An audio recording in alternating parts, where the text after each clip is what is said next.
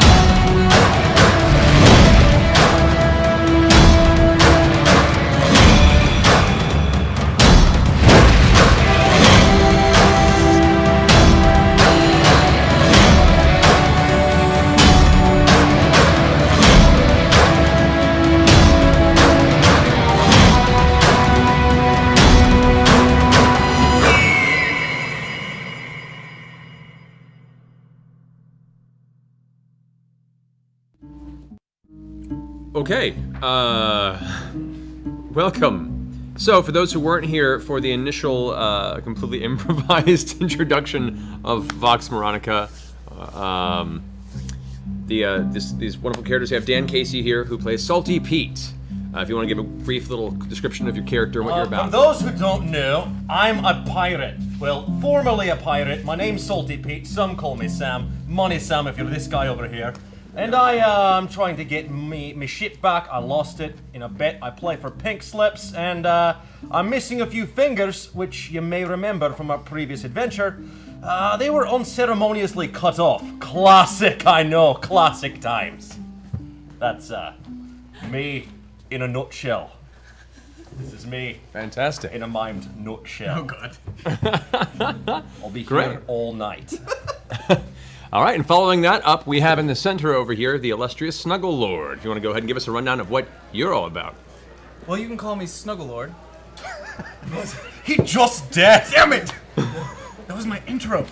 I'm a warlock tiefling who used to be the prince of a land, and I impregnated all the impregnable, and I got bored. And given the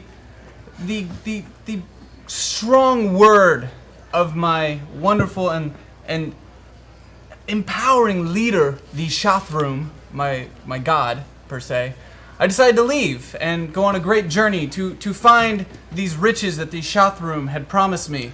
And that's when I picked up these dum-dums and paid them to be my personal bodyguards, because I don't like to mess with the riffraff and things like that. Fantastic. That is our illustrious Snuggle Lord. And to his left, we have returning the wondrous, talented, and very forceful personality. Oofgar Fireforge, baby. Money talks, bullshit walks.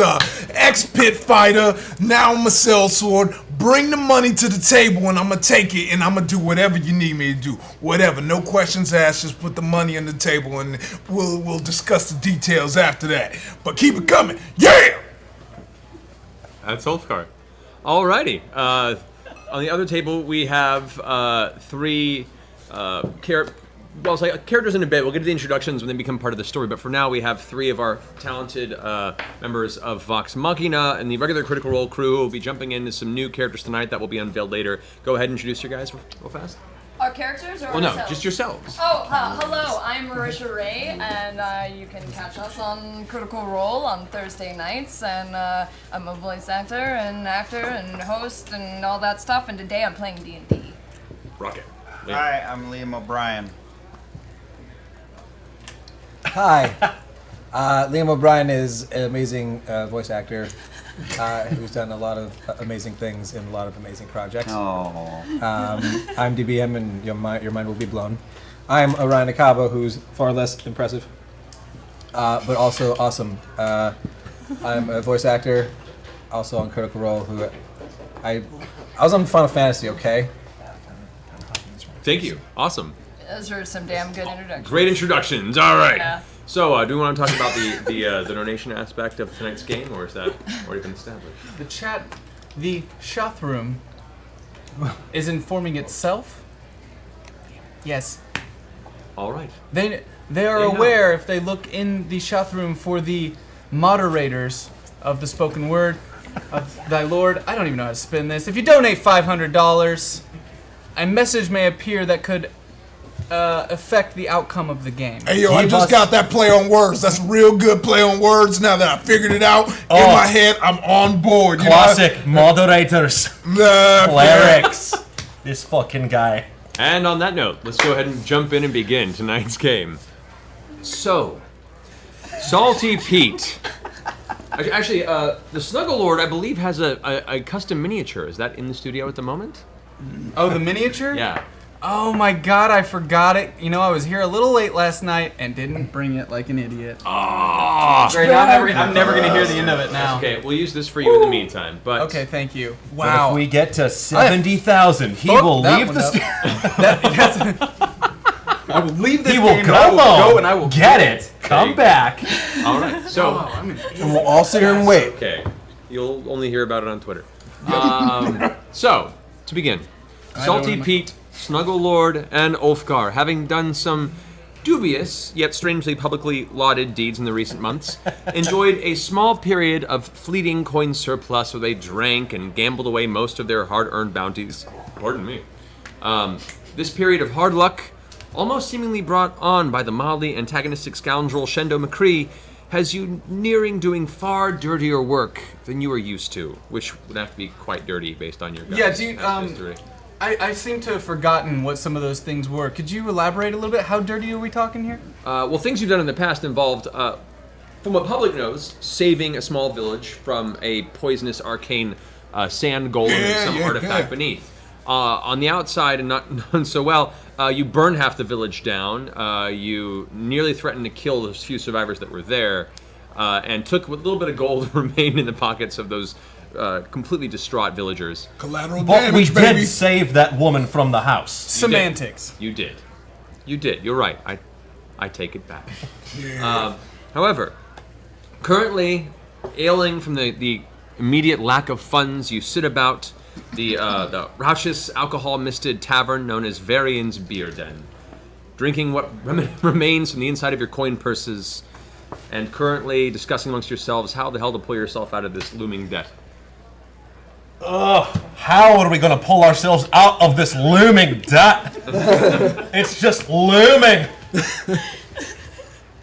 Well, if you'd done what I'd asked you to do, which is to communicate with these peasants and possibly find us some good bounty work, or at least something. No one wants to talk to a man with 7 fingers. No. No one! Valid point. How about... Well, you tape on another finger, maybe, perchance. Oh, Can you try- yeah, that's not suspicious at all. I mean, if you want this finger, I'm still wearing around my neck. I mean, you can have it back. No, but it looks good. It completes the outfit. thank you. All right, if I could have you guys all roll a perception check real fast. Go roll a d20, add your perception skill to the d20 roll. 9. Alrighty. 21. Damn. Very perceptive. Yeah. Snuggle Lord. I'm looking at everything. Perception is right here, so Oh, you're going there to it add is. 3. Right there. Yeah, 19. 19, okay.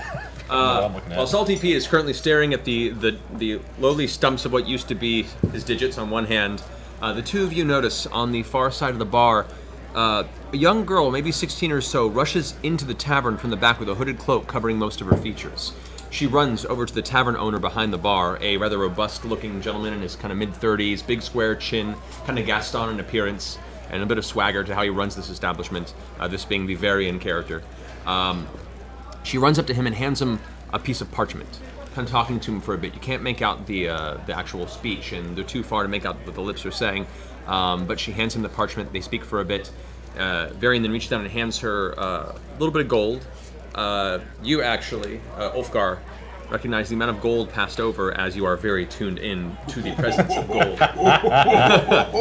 Five gold pieces have been passed on to this young girl, of which she immediately nods, pulls her hood up even closer, and then darts back out the door she entered from. She was just getting a dime bag. It's fine. Just a little bump. Checking out an underage woman, or was something else going on in that situation? No, silly. I was checking out that gold over there, man. I don't care about women. Just What gold. are you on about? What gold are you speaking of? There's some gold in that patch that she gave to him. Now I'm about to go over there and I'm gonna seduce him. If anyone can do it, Carry on. So Go for it. hey there, I feel like two beefy dudes like me and you can really share some gold and some good times together. What do you think? So as you approach Varian at the bar and say this to him, Varian kind of looks at you with a quizzical expression and goes, well, I don't mean to tell you one way or the other, but I'm, first off, very confused, but mildly blushing at this offer you've given me. But, strangely enough, you walk with those two at the table you were just at, I assume, yes? Yeah. Well, Snuggleface as well. Come this way. It appears I have a notice for the three of you, and I would like to share this information. Wait, hold up. On us? Yes, it's requested right here. Is it notice or wanted papers? Well, that is information that comes at the price in this place. Understood, information is expensive, and I paid quite a sum to be the messenger. It's the way the work is done, my friend. Yeah, I see. But you also look so stressed. Maybe I can massage you up. You know, these fighter hands are mighty strong, and I can really, get those kinks out. Go ahead and make a persuasion roll.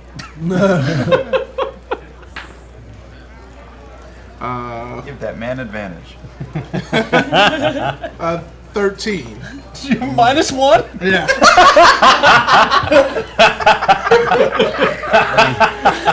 Varian goes, a tempting offer based on the nuts that have been acquired over many years of hard labor behind this bar. But I think, as you would respect, money talks. Bullshit walks. I like this guy. I like this Yeah. guy. This guy is like knows me. us. He knows what I'm talking about. Yeah. It's your catchphrase. Listen. How about you just tell me what's on the fucking sheet you have right there? Oh, Right now.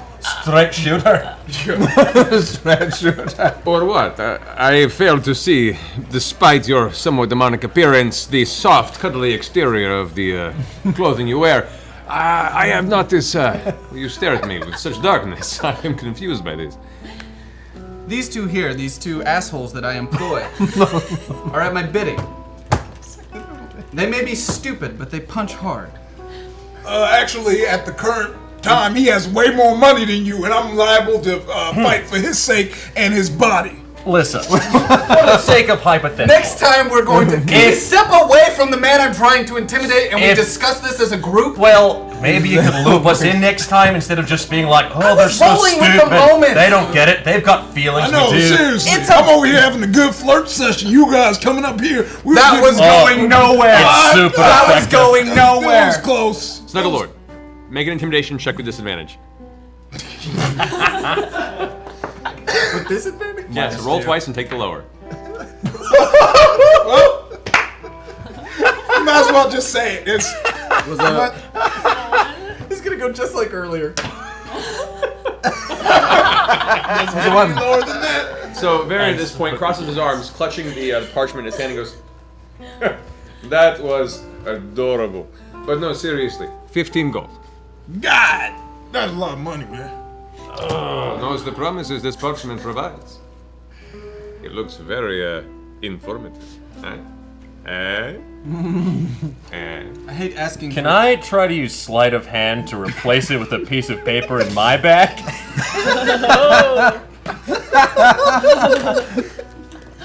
So you're just gonna do that right here, right. Close-up magic. Go for it with disadvantage.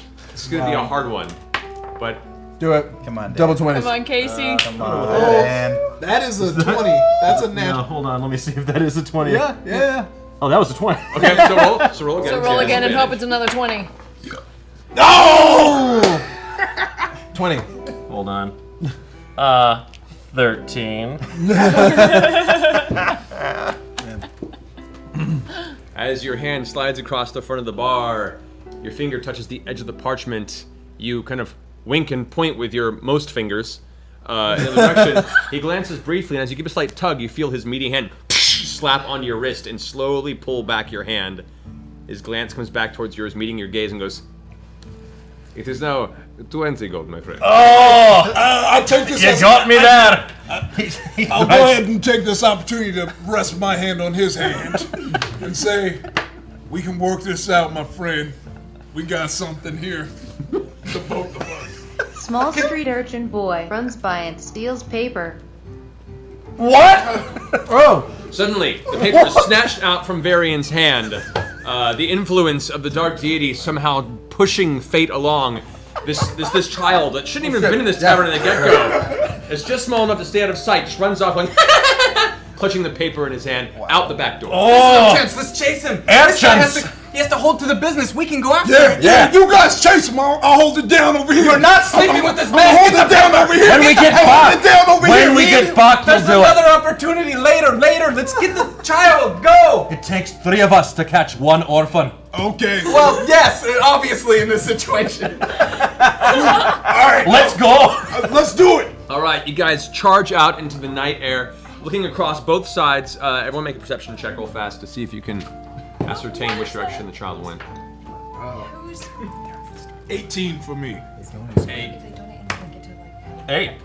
All right, Ulfgar, your keen eyes glance back and forth. To the left, you can see the small child ducking into a nearby alleyway just before disappearing into the shadows. You guys continue following and curving in that alleyway, and you realize that child, while trying to do their best to escape, has somehow found themselves cornered in the back of a dead end.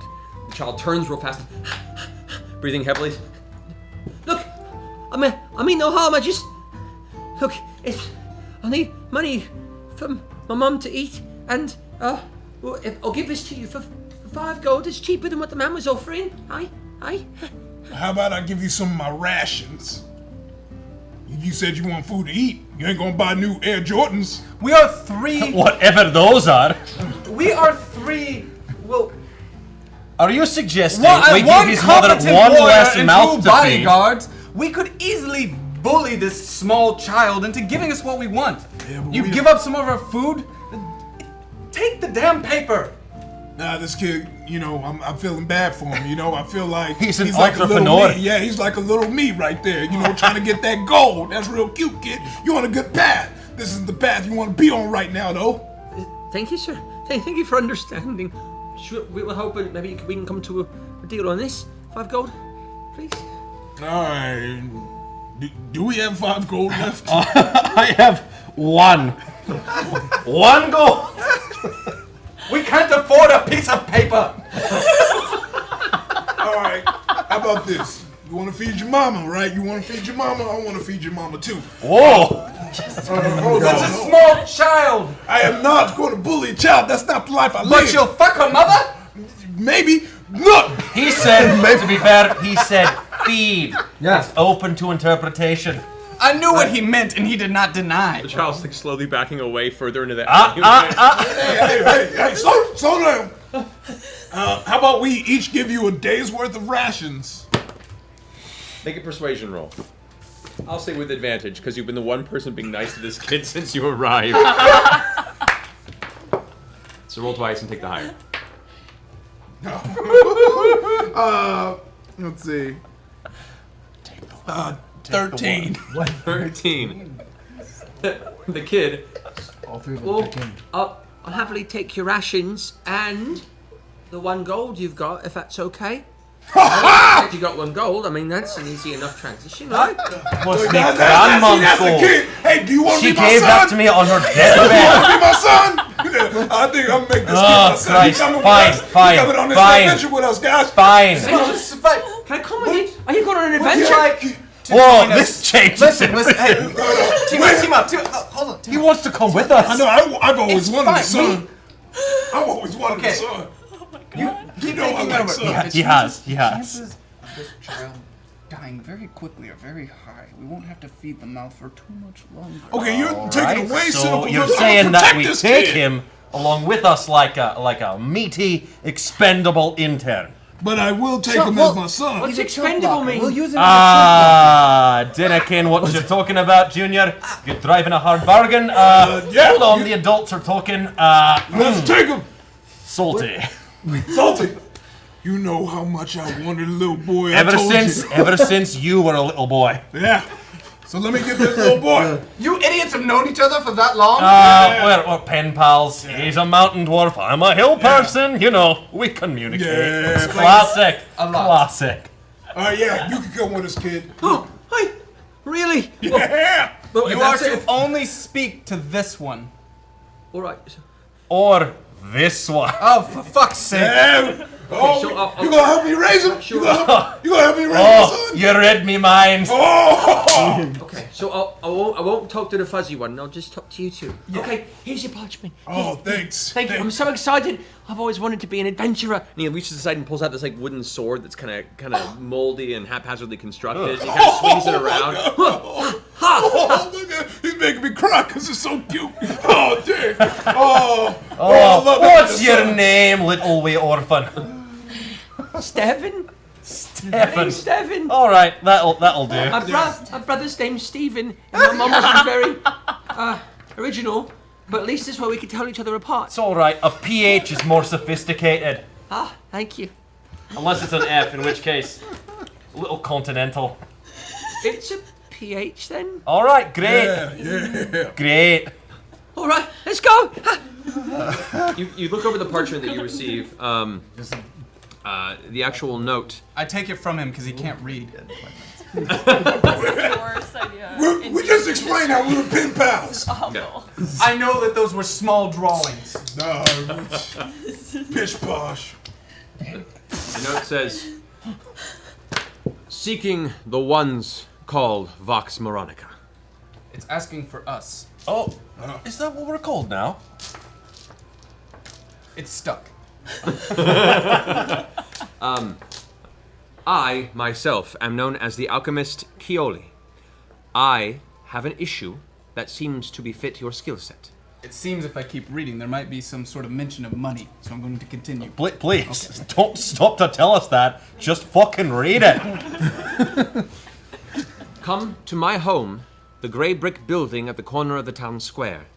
There, I shall be able to present to you, perchance, a way to make a bit of coin for yourself. You were right. You heard that? Yeah. I was reading in my head. What? Oh man, our cycles We have to go must be lined over some up. things later, but basically we need to go to this building and there's a possible job for us. I like that. Job means money. Stephen, rule number 1, always do something if it's for money. Now, no matter what. Always. All right. Okay, for the money then. Okay.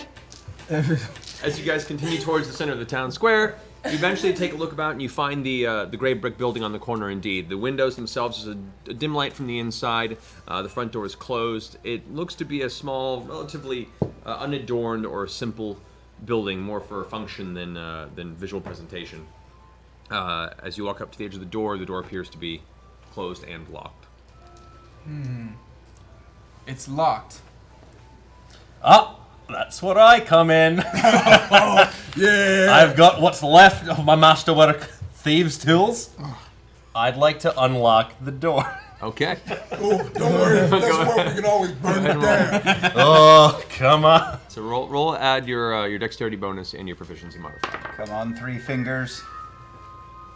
Great. All right. Dexterity is +3, 18 plus my modifier. What is this again? which is a +2 spear proficiency modifier. There we go. So 20. 20. Yeah. With but a swift move of your wrist, the door slowly creaks open, and you can see the low kind of reddish-orange light from the interior of the room becomes visible. Immediately, as you kind of push the door open and glance inside, it is cluttered, wall to wall, just small wooden crates and some broken glass jars that contain sort of dried weeds and other types of plant matter. As you peek around the corner, you can see there are a number of shelves and tables set up before you that have strange long glass contraptions with like small brass wires that wind up along long tubes. Liquids bubble and churn of all different sort of colors and textures. The smell that hits you is this very aggressively iron-like viscous scent that causes your sinuses to immediately expand with this burning sensation. Across the room, you see hunched over what looks like a small iron table with big, thick leather gloves on, a humanoid figure that is currently crouched in the middle of a very, very intense, some sort of a situation, such as working or tinkering. It looks like a hoarder. This could be a dicey situation. I think this might be a good opportunity to maybe get your new son some experience, possibly go and greet this fine I'm not gonna send my new son. Nothing bad ever happened from sending a child. Sending my new to son. surprise I'm not sending my new son down the hall. He's not going down there. Fucking assholes. Now, Stefan, stay with Uncle Pete. I'ma go down there. Okay. Fair enough. That's fine. I'll stay with Uncle Pete. Hi, Uncle Pete. Hello, Stefan. Oh God. Jeez. I'll go investigate down the hall. Okay, so as you open the door and step into the room, you get a better view of the interior. I'm gonna have you go ahead and roll a stealth check. Oh, I'm the one who's good at stealth. 3. Whoops. Clang, So, clang, clang, clang. As you step in and look around the rest of the door, you see there's actually 3 other individuals inside this room on the other side of the wall, all patiently sitting arm to arm. As you step in, you get about 2 or 3 steps before your elbow bumps one of the nearby tables. As it hits it, boom, a glass jar that's been on the edge topples and falls, shattering on the ground. Instinctively, the gentleman who's hunched over the other table goes, "Who's that?" and just throws something in the air. I need you to make a dexterity saving throw. This is not going well. 7. So You take 4 points of acid damage. Oh, As suddenly, this vial spinning in the air shatters in the ground before you, filling your space with this horribly caustic liquid. It fills your lungs and kind of pocks the outside of your skin, and you're coughing. It burns the inside. And he's, "Oh, I'm sorry, you spooked me. Wait, what are you doing here?" Hey, will you just throw acid juice at anybody walk in your house? Come on, man. That door was locked for a reason. Intruder! Intruder! Hey. This isn't our hotel room? Oh, my goodness. Backup guys could come in here and grab that juice out the air. What's going on with you? Get out of our room. See, Stephanie, this is why you send the dumb ones in first. Yeah, don't worry about it. Don't talk crazy people. He's not supposed to talk to you. You're sending him mixed signals. Sorry, that's right, Father. Yeah, don't listen to this crazy dude. All right. At which point, wait, are you Vox Veronica? I recognize you, the snuggle one. The snuggle one. Yes, I called you here. I'm sorry about the violent thing. We got your notes. You spooked me. Good. Step inside. Interesting. Usually when I call in the aid of various mercenary groups, it takes them a long time to inquire. I appear to have 2 that have arrived at the same time. Oh. Conundrum. And at which point he looks over to the group of the other 3 who are currently waiting on the side of the room, if you guys would like to describe yourselves. Oh. Hello. Oh. Describe yourselves. Hello there, friend. How you doing? My name's Quaalude Merth Quellen. Pleased to meet you. Wood elf, druid, do things. Quaalude Methaqualen. Yes, that's Wood right. elf druid. Yes, right. You do things. I do. Great. Lots of things. Nice to meet you. Hi, this is my associate. My name is Kurt. I come from the northern hills. We're barbarian folk. I don't wear much. I don't have much patience. So don't test it. Yeah, I see it. I'm liking what I'm seeing You'll right there. fit in Liking great. that outfit, baby. Yeah. Really working. I can go that way. Yeah. Open mind, free open mind, all of us. What's new again, Liam? Everyone. Court. Court, all right. Hello, I'm Edna, and I'm 79 years young. Can you believe it? I know that one gets them every time. Josephine, leader of the Guild of Moderators, steps out of the shadows and stares unblinking at the party. She holds out an enchanted red stapler and says, "It is dangerous to go alone. Take this." The fuck are you? I stapler! I grab it! You, hey, come on! In that corner, that's creepy! I somehow feel like all of these things are being driven by some unseen force. This is the proof I was telling you about. The shop room exists! I remain thoroughly agnostic. All I see is a After stapler. all the things that have happened, I'd love to take this creation, this... So you're not gonna throw acid at her? She just came out of nowhere. You didn't throw acid at her, so I'm the only one. Presumably she was already in here. Let's calm down and let's. At this point, the puff of cloud smoke slowly disappears as the guild leader has extended the stapler, looks over towards the alchemist who invited you, and goes, "Oh, that's Josephine. I've known her for quite some time. Don't worry. That's how she gets in and out of the room. It's a bit spooky. A stapler, that's curious. Have you tinkered this item yourself?" And she kind of extends it and goes, "No, I just know that whatever you were requiring of these groups was a bit dangerous. And I figure they should take this." I will take that. Thank you. Fair enough. Precisely what I like you. You know, exactly. That's not language. He's speaking in italics. I think it's very, I love what you're wearing is what I'm saying. Huh? Nobody can understand what you're saying. Do you do, of course. Is your party member high? No, he's just Johnny Depp as a pirate. Oh, Baron! She bamps out, puff of black smoke. If you really want me to go that far, then fine, I can do that. Alright, well, I guess it's time to introduce myself. What does that stapler do? You know, I might be able to detect magic on it. You know, I've been doing a little bit of studying. Who says an old dog can't learn new tricks? Am I right? Let me see. A cat. What? What? I can't. I'm sorry, I'm a little hard of hearing. She's a cat. She's a cat. You're a cat. Yes. No, it's You're a kitty cat. lovely Oh. to meet you. Like to meet you. Lovely to meet you. Oh, and what was your name, good Salty Sonny? Pete. Salty. Salty Pete, Oh, aka that's Sam, aka Money Sam. Bunny Sam, baby, how you doing, baby? When did this new alias come about? Approximately 15 to 20 minutes into last adventure.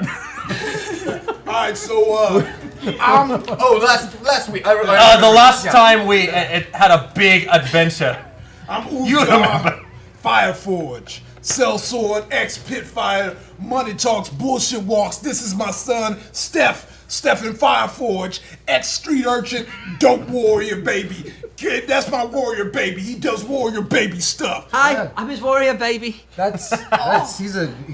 You're a lively bunch. You know, he's a bit He's a lively. young. Don't you And think I he's a am very young boy? Snuggleboard, the leader of this terrifying group Extra of fluffy. mercenaries, and I believe that you can possibly tell if there's magic on this from here. I should be able I think to. I will hold on to it. I mean, it's a bit. I'm a bit hard of seeing, but Jesus, you fuckers talk a lot. Oh, Well, anyway, I've called you here for a reason, but who are you with the chat room?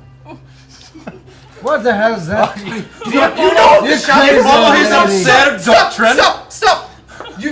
You know of the shot room? Well, I'm sorry. I once again hard of hearing. Son. No, you said the shot room. You said the shot room. Awfully convenient. The chateau. Yes, I've been to the chateau. You said shut. He's asking you where the No. shitter is. No, The shitter. The shitter is right Yes. around the corner. no, the the shot shit room? The shot room I- speaks to me. Does it speak to you too?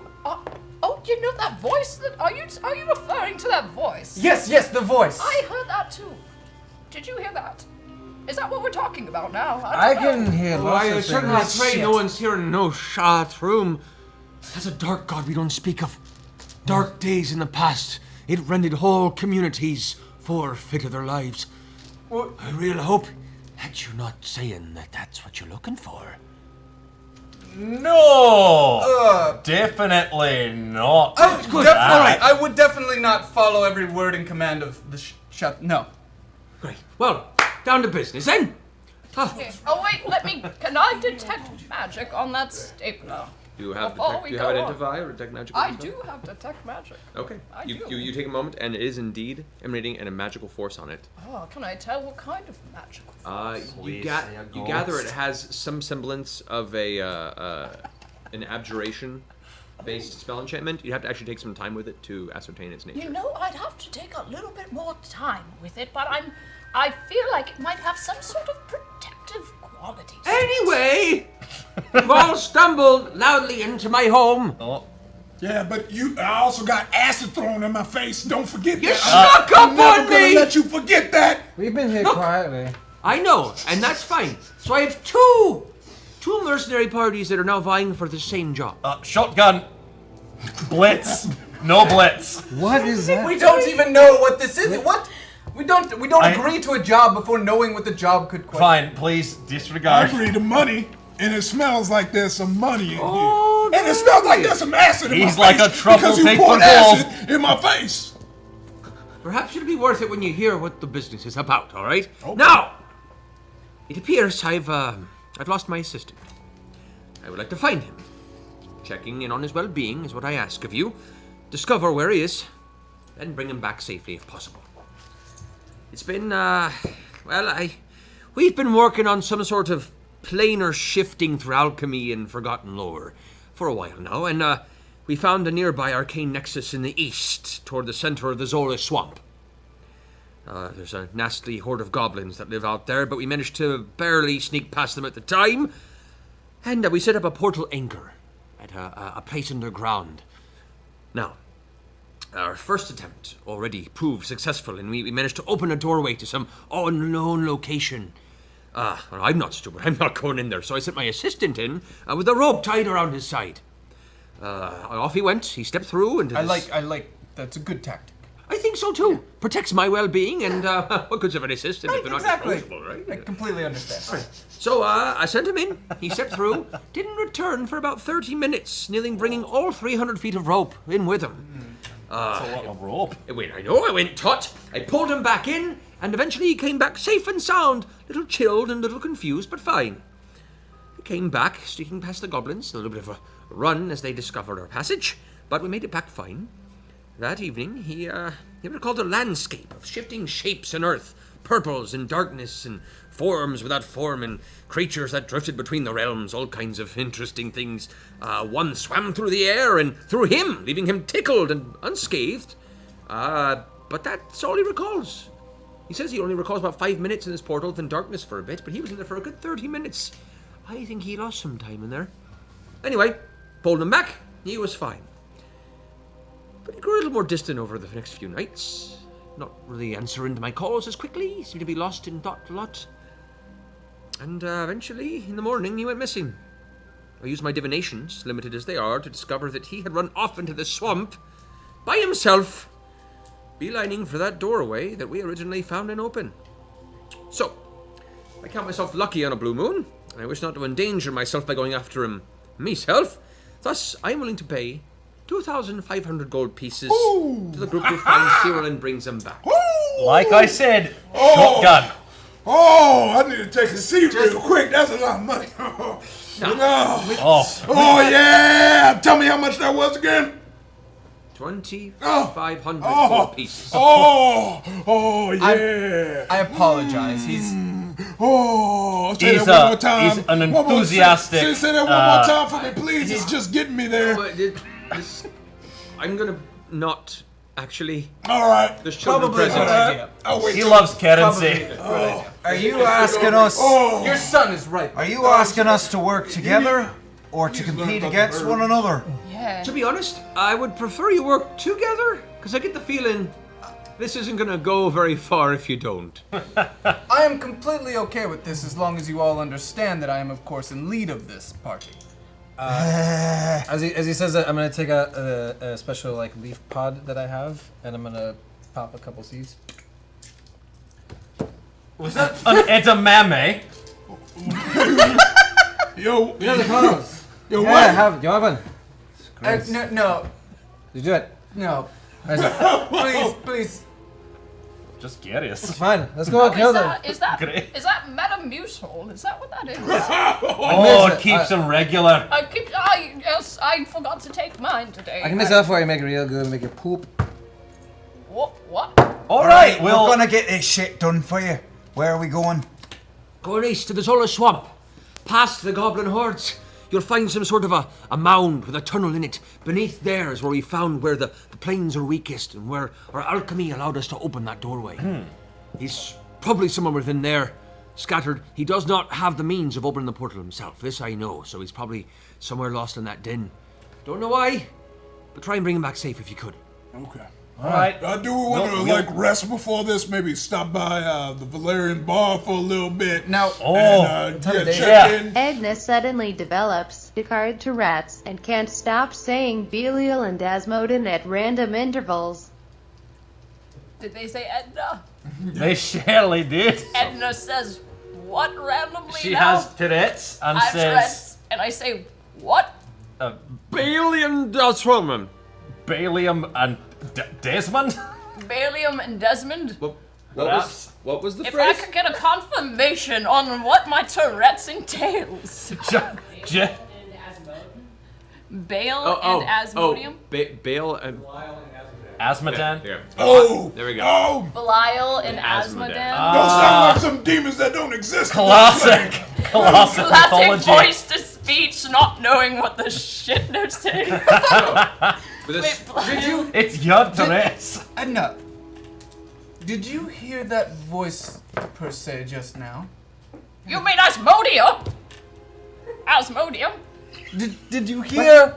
Did you hear the voice? Is that what it is? Asmodan. Asmodan. Write it down. Asmodan. Asmodan. Asmodium is what keeps you regular. Asmodium. That's what he took. Perfect. Here, Asmodium. The podsy pop. Asmodium. The voice. Did you hear the voice too? Asmodan. If you're talking voices, I want this out of my home. All Get right. out. What? Do this job. Come back with the money. We'll leave. Goodbye. Before we go, can we at least get something in writing?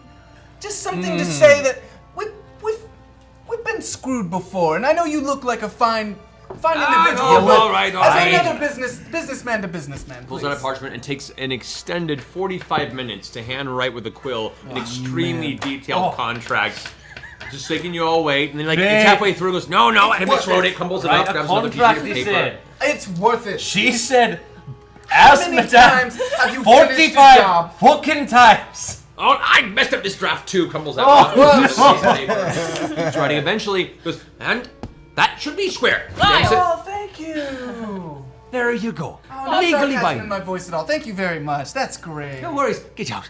Court stands up and says, "Fuck it, I've had enough. I report to Edna and no one else. Let's fucking do this." He kicks the door open and anything but leaves. 2 words for the last hour and a half. Well, that escalated quickly. That door!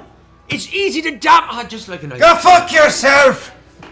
What's going on? Like Somehow I've ended up with That a one I can larger hear group of very idiots well. than when I started. Right. Classic escalation. Oh, yeah. You two are now my commanders in this group because for some reason you are Oh. more intelligent than the idiots we We've have got now a picked promotion. up. And obsessed with following Snuggle Lord around. You are welcome. What was that? Was that Steph? Thank you. Crazy black powder merchant becomes obsessed with following Snuggle Lord around. Wow. Oh, sounds like you've been pimped into doing something. My lord, please, my lord, messages you could give me that help me along my way would be very much appreciated, my lord. Anything that could help me get rid of these idiots and continue on my journey. With a sparkle of dark innovation, you look up and see a star in the sky twinkle, and a voice behind you goes, "Hey! You look like you're dressed proper! Where are you off to? Oh, you're nice and soft. Oh." Starts rubbing your back, this crazed old man with bits of dirt and soot all over his face and arms. Like, I need a friend. I could be your friend. No touching. No touching. No touching. Then no why touching. would you wear this? It's so nice to touch. No. That's practically his skin. Congratulations, Snuggles. Oh, you've got your got own a son. stuff on. Yeah, you got Oh, a he's son. your boy, your Oh, wee baby. Oh, now you got a so son cute. too. Yeah. What's your name? My name is Victor. Victor. Yes. Victor, welcome to the journey. My name is No, we do Quaidon not just accept anyone that comes up to us and touches us. We'll join bring our a child to a Apparently he's your swamp. friend. Belial! What? He said. Belial. No. My name is Victor. No, she has a Oh, praise. Asmodan! No. Yes, Asmodan! Asman. Lord, why have you cursed me Give me so? one of those seed Why pods. have you cursed Give me a like seed pod. this? There, take that. There, that's What? better. She'll be fine. She'll Stephanie, be fine. don't do drugs. Oh. Stop talking to my right. son, Smells okay? This is yeah. my son. Oh, it's been Don't quite some ever time. talk to my son. Smells, yeah. Keep your words in your zone, and you got your own son. I got a son. I you do got not your have own a son. That's your son. I do not This have- is my son. You've This is- got an adult son. Oh. Yeah. Perhaps I think you just call it a friend. You just call some friends. a ward of the It's state. fine. As you guys, through the moonlight, start making your way outside of the actual town, towards the outskirts of Zola's swamp. I say, I know this swamp. One of you have showed up, and then everything pops up, but just reflect it back. Well, that's great. I have no idea what this idiot is saying. Can anyone You know translate? this swamp. Yes. Well, It's the same thing every time. something pops up, and we reflect it back. That's just what you gotta do. Not sure. It's Like a funhouse mirror. Oh, it's something. All right. The little boy is following you. Goes, Okay. Don't worry. I'll protect you. and he pulls out the small wooden sword, and it's like, ha! Good lad. Oh, talking man. That's a good lad. That's yeah. a good lad. Sweet. That's a good lad. Oh, good. Oh, my God. I'm crying again because he's so cute. Oh, my God. Stefan! I love my son. He's so cute. Would you like a chocolate chip cookie? Go there and get a cookie from your grandma. That's how you just have those. Grandma, that's your grandma now. Cookie, I'll love one right now. Thank you. Can we all just shut up? You've had pastries We this have- entire time. Oh my God! I've She's raised ugly. 2 children in my day. I always keep a good pastry on me. Don't worry. Stefan just starts crying There's as the no large scary crying devil man in in the swamps. Don't yell at my son. You don't tell me how to raise my kids. I won't tell you how to raise your kid over there. Okay? That's not my child. So Stefan, go there and go to your grandma and get a cookie. She your grandma now. wipes the tears from his face. Goes, oh, Okay. Come here, little Belial, Stefan. Come here. Come here, Asmodan. Come The here. closer he Oh, gets, God. the slower his walk is, and the more look of trepidation in his face. You can see him struggling with the idea of like, I really want this cookie, but she is really freaking me out right now. What? No, look, I know I look old and scary, but She trust is me, old. I was quite the hot little shimmy back in the day, Asmodan. Yeah, it's, Thanks. Grabs the cookie and like darts back 10 Yes. feet and starts chewing it ravenously. Which point, in the distance, you see catching up to you now with heavy breath. You all move so very fast. But you're not too fast for Victor. Oh, you haven't died of a heart attack yet. A son can always find his father. Yeah. Into this swamp. And he just goes running off in front of you. into the swamp. 4 great Goliath warriors with 2 large tigers attack Vox Moronica. God. What? Are those 2 Goliath warriors with large tigers? Wait, who? What? No. Why are they in a swamp? Last second encounters. Oh wait, no, they're we need to reflect them back. Like he said. That's right. Reflect them. Zora's So, spitting out some. as you guys are having this conversation, and we'll say going forward, preferably don't suggest encounters, because that kind No of... Tarrasques, please. Yeah, that's gonna screw everything up. However, as you guys are having this conversation, you see Victor go charging off in the swamp, turn around and go, Never mind. Bad idea. and from behind you see these 2 armored, like dark armored knights on top of these strange, slightly shifting tiger forms come charging out of the darkness of the swamp after you. How far away are they? I think my eyesight must be going, because About 25 feet. I at this could moment. swear I see 2 men riding giant tigers in the distance. Cool. I really need to Like get magicians. As I see this, I'm I like, know. bastards, and I entangle them. Okay. The tigers. Okay. As you cast Entanglement, all these vines come forming out of the swamp and writhing in the air. As they reach out towards the forms, they seem to just pass through their physicality. I disbelieve. Oh man, they're tricky, sticky ones. I'm telling you. Need to I want get everyone my to go eyes ahead and make a back. history check if you could. And all of us? All of you guys. Nice. 12. 21. 18. 1. I'm sorry, 1. 0. Excuse me, You 0. live in the present. 1. 21. 19. YOLO. Okay. You understand that this swamp, the Zola swamp, for as long as it's existed, especially during nights of heavy moonlight, part of the kind of dark enchantment is it tends to conjure up a series of dangerous illusions, things that have temporary form at moments. It almost has this weird magic where imagination can cause forms to exist for short periods of time. They're illusions and can be destroyed or dispelled in certain ways, but until then they can prove to be as deadly or dangerous as what you see before you. This knowledge hits you as they approach, and both of them ride by swinging these giant swords. Whoosh! One swinging past you, Salty Christ. Pete. The second one is going to go for... it's going to aim for Victor. Oh no! So, look! So first, whoosh, the one swinging towards you, Salty Pete. Giant sword, that is a 16 to hit. What's your armor class? That 100% hits him 14. Just casually decapitated. You take 5 points of slashing damage as the sword just whoosh. It hits you, and you can see as it approaches you in that instant, its form is shimmering and doesn't seem to have physicality to it, yet the impact still feels like a heavy steel blade winds you in the front of the chest. You feel a thick bruise beginning to form beneath your armor. Sternum! As the tiger growls, rides past you into the grasses behind you. The other one swings towards Victor's like, running away. Please, Please hit him. close is Victor? How close? Lord, do thee this one favor and No, please. don't kill our Is he NPC. close enough to throw Snugglelord to protect his son? Well, towards Victor, which is the old guy. You want to? I want to throw Snugglelord towards Victor to protect his son. Okay. So sweet. I'm gonna help you protect his son, baby! Go ahead. What are you doing? Both Get of you a guys projectile. roll athletics checks contested. Athletics. Where's athletics? 19. There's no way. As this is happening, Ulfgar just grabs Snugglelord, lifts him up, and throws him forwards. Idiot! What are you doing? Protect your son! Protect your My son! son! He's... At which point you skid to a halt, your heels grinding into the wet earth that begins to initiate the formation of the swamp that you guys are traveling towards. As you finally come to a stop, you see Victor go, "Thanks!" and run past you as the giant semi-illusory warrior whoosh swings at you. That's a 23. Oh, shit. Did that hit? Did that hit you?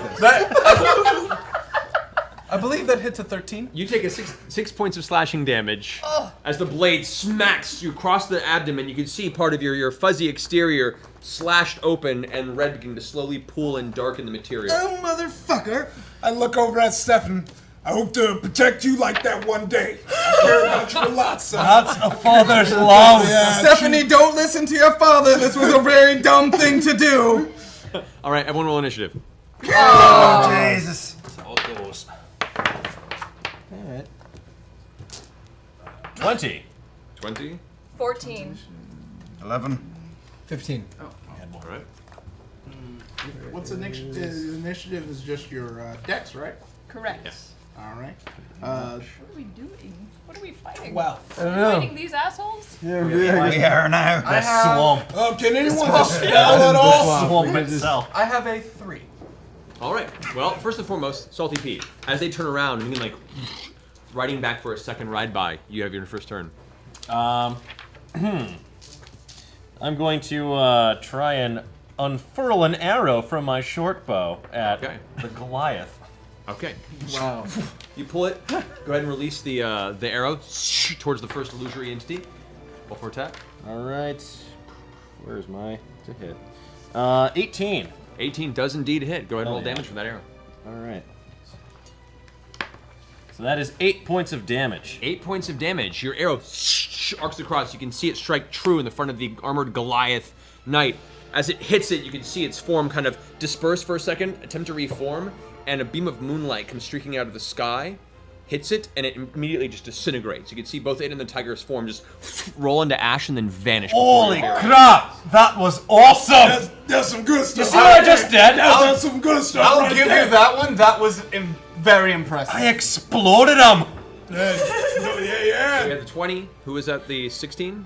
Was the highest next, I believe? I had a 14. 14. The stapler starts to glow. Use it to kill the Goliaths. The stapler The does? stapler. Who's close to the stapler as you're holding it begins to shake and glow with this weird goldish red energy. Guys. Kill the Goliaths! Guys.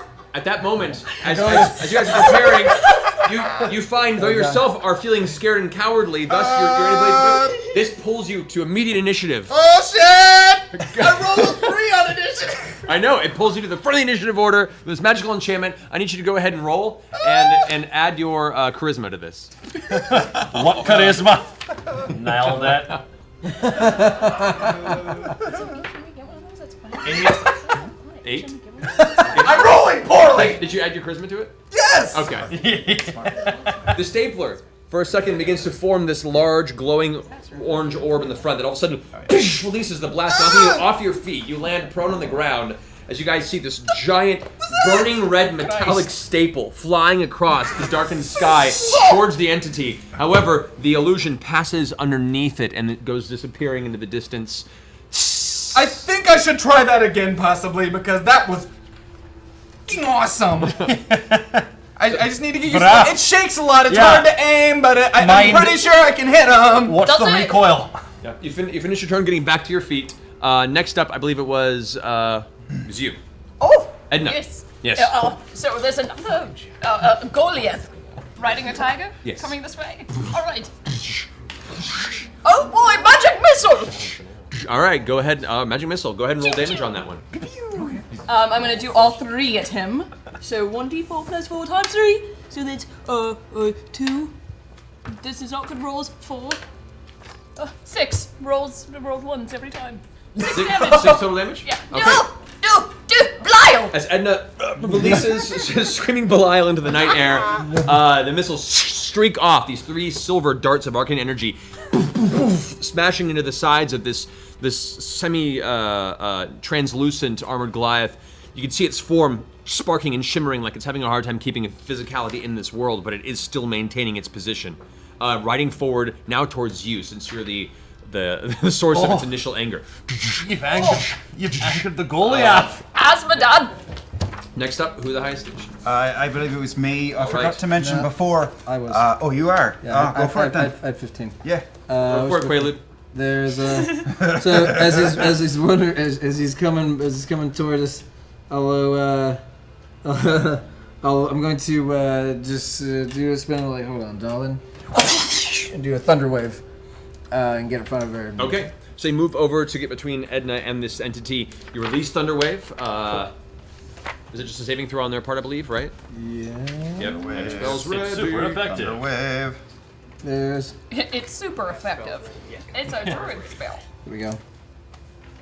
As you I were. found it first. Okay, so yeah, they have a Constitution saving throw. What's the DC of your spell? What's your Oh, you didn't what's your prepare DC? it. What's your What's spell? That doesn't DC? matter. It's a 4. All right, so there's 2d8 damage. It says. Yes. Actually, you roll that. You roll that damage. Go for it. Am I rolling? Nice. What is that? 8. Okay. So as you rush in front of her, you put your hand out in front and slam your fist into the ground as it does this. Poof, this giant light wave of thunderous energy blasts out, flattening all the damp grasslands around you and sending the shock wave forward that as it hits and impacts the front of the illusion, casts it into dust as the wave passes over, as it rushes just about to strike you. With that, the thunder wave passes and the entity is destroyed no more. Holy crap. Sweet. So as you all stand there, clutching your glowing, shaking stapler that slowly fades to its mundane-looking self, Okay, so the you danger seems to have passed. Well, Does that stapler still appear to be magical? You go over and take it. The vibration is slowly You're right, faded. Edna. What? I'm fine. Oh, good. Yes. Yeah. Yeah. Can I detect anyone? Does it look pretty me? No, it's definitely radiates a magical presence. Essentially, once per short rest, you can use your action to initiate it, and it fires an arcane, heated, giant staple. That does, if upon impact, if you manage to hit, does some pretty hefty damage. I walk over to the boy and I kneel down and say, "Listen," and I take the wooden sword out of his hand and toss it. You want to fucking let some blood today? You use one of these, and all I'm wearing is a leather thong, and I have 5 small iron hammers on my belt, and I take one out and I say, "Fucking use this, and you'll take the blood out of anyone's skull. Use this, boy. Oh, yeah. That'll work." Oh, yeah. Stop! It's hammer time. Of course I will, sir. Oh, I'm gonna smash some skulls in for my dad. That's good. Good job, son. That's your uncle now. That's your other uncle. Stefan, how old are you? This many? Oh, that's good. That's old enough. That's all the That's fingers how old I my have boys as well. were when they had their first swords. Yes, that's a good age. Still, I good think a age. bit too young. You hear a voice echoing from the distance. It's a bit young. Is it gone? Thank you for saving me. Oh, yes, great, no, great it's soft nothing wine. at all. I'm only bleeding internally now. Thank you so And much. externally. Both, yes. Well, good, let's continue onward. And he goes running into the swamp. As the Why swamp, is he still alive? Let's just You go saved him. and find out. You selflessly sacrificed your body and saved his life. That's right. I would do saw no it. such thing. saw I it. was thrown. Oh, No, that's you up saved for him, debate. son. You saved flew him, to son. You a action. good dad, man. You a real good dad.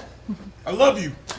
Oh, Should we get the ladder? pushing into the swamp proper, as you guys continue inward, you find about 20 to 25 minutes of walking through. The actual swamp sludge is so thick that your boots are getting caught and stuck with each individual step. This is really bad for my orthopedics. Everyone go ahead. Everyone make an athletics check. Not my strong suit.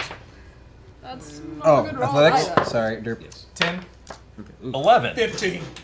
3. 15. I'm a very feeble old woman. So, No. you guys, Oh, God. you guys get about 10 minutes in before you realize that Edna isn't with you. Oh, Behind you. Asmodan! No! Back in the distance, you're like Oh, actually no. physically Hold stuck on. in the muck of the swamp. I head back and I pick Edna up over my shoulder and I just put her on and I just start carrying her through the Oh, mud. that's good. Watch my back, Court. Oh. Ah, it's good for you. You like it. Oh, shit. I'm not as nimble as I used to be. Use it or lose it, lady. Who's helming the tracking of this group, trying to find this Cyril, this assistant? Not Ed. I'll be at the forefront. He was the one that told us about the swamp. I believe you. And I'll use that roll for a 24. 24, okay. As you guys are moving forward, you begin to pick up what looks like What's this? recently set human tracks that are deeply sunken and leaving these little pools behind in the swamp. So you kind of start taking charge, and everyone needs to follow. The child, Stevan, is like kind of following in step next to you, excited to kind of see that now there's another leader of the group. You, however, are now being very, very closely followed behind with slightly under his breath, cackling and muttering, soot-covered old man who's like, I don't get out often. It's nice to see the moon. Oh, can I touch you again? Just Would you once please? more? I can feel you breathing on my neck. Just Oh, back man. up. Good, please. good, I'm still breathing. Very good. Keep that up. I need to remind you every now and then. Smell this. and he kind of gives this like weird clump of blackish powder that's in his hand. And he reaches out and puts it in front of your face.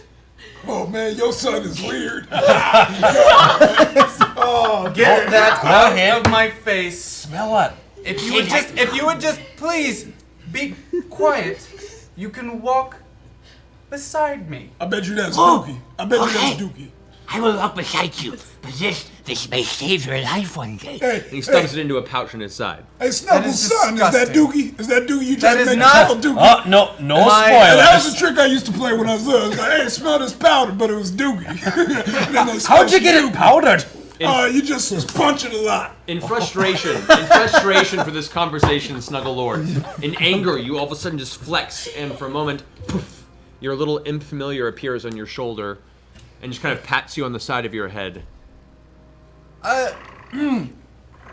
What the fuck is that?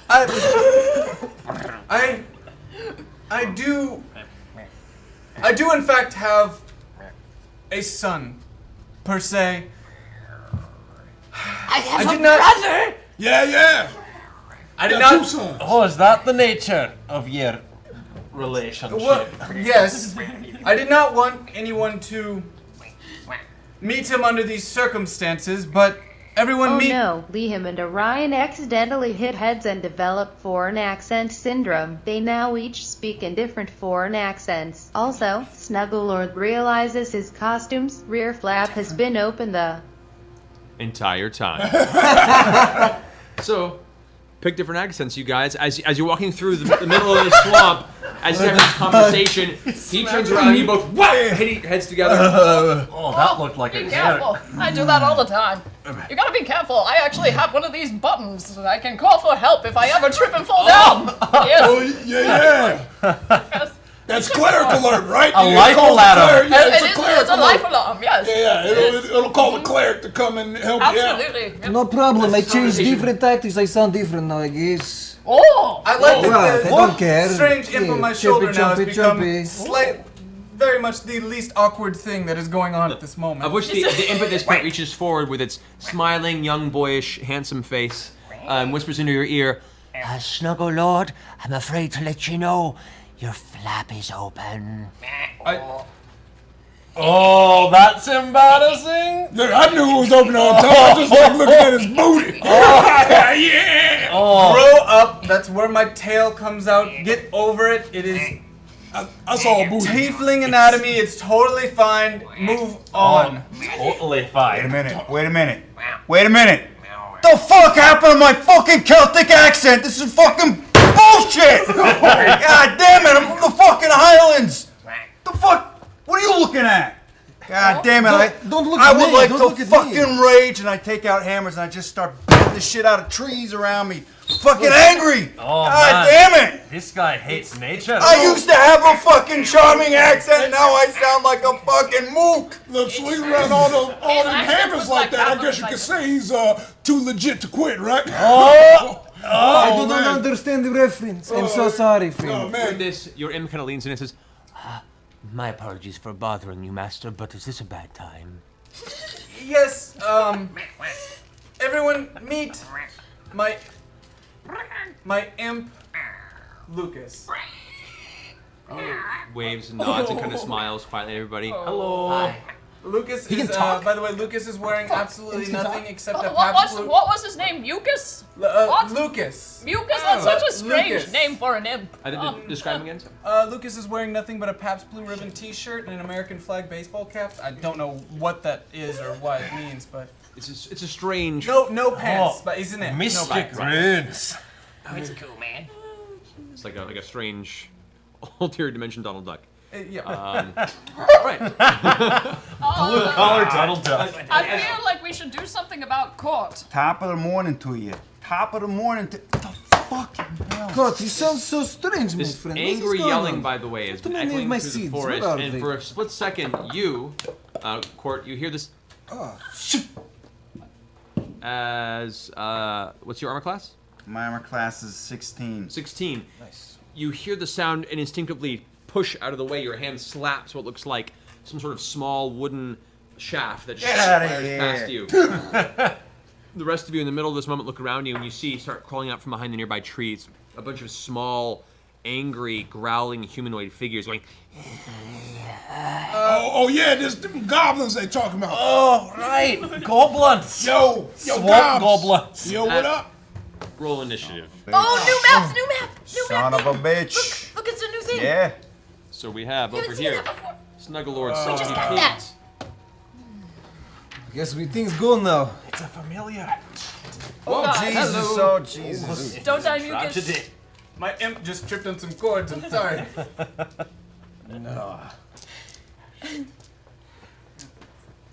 All right, let's take a second to set up here, guys. Make sure you have your initiative numbers ready. Oh, are we rolling initiative, right? Are rolling initiative. I got 20. Oh wow. Hold on to that number here just for a second. Alrighty. I got a 6.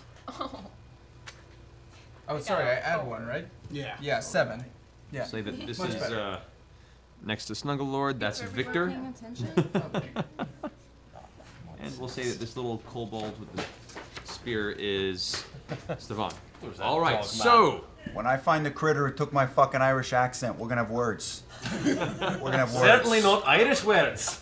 It sounds so much more aggressive than before, which I You did not actually think was think a possible. small woodland critter I did not think was possible. took all your right, so accent from you? Smart. 25 to 20. I'm 20.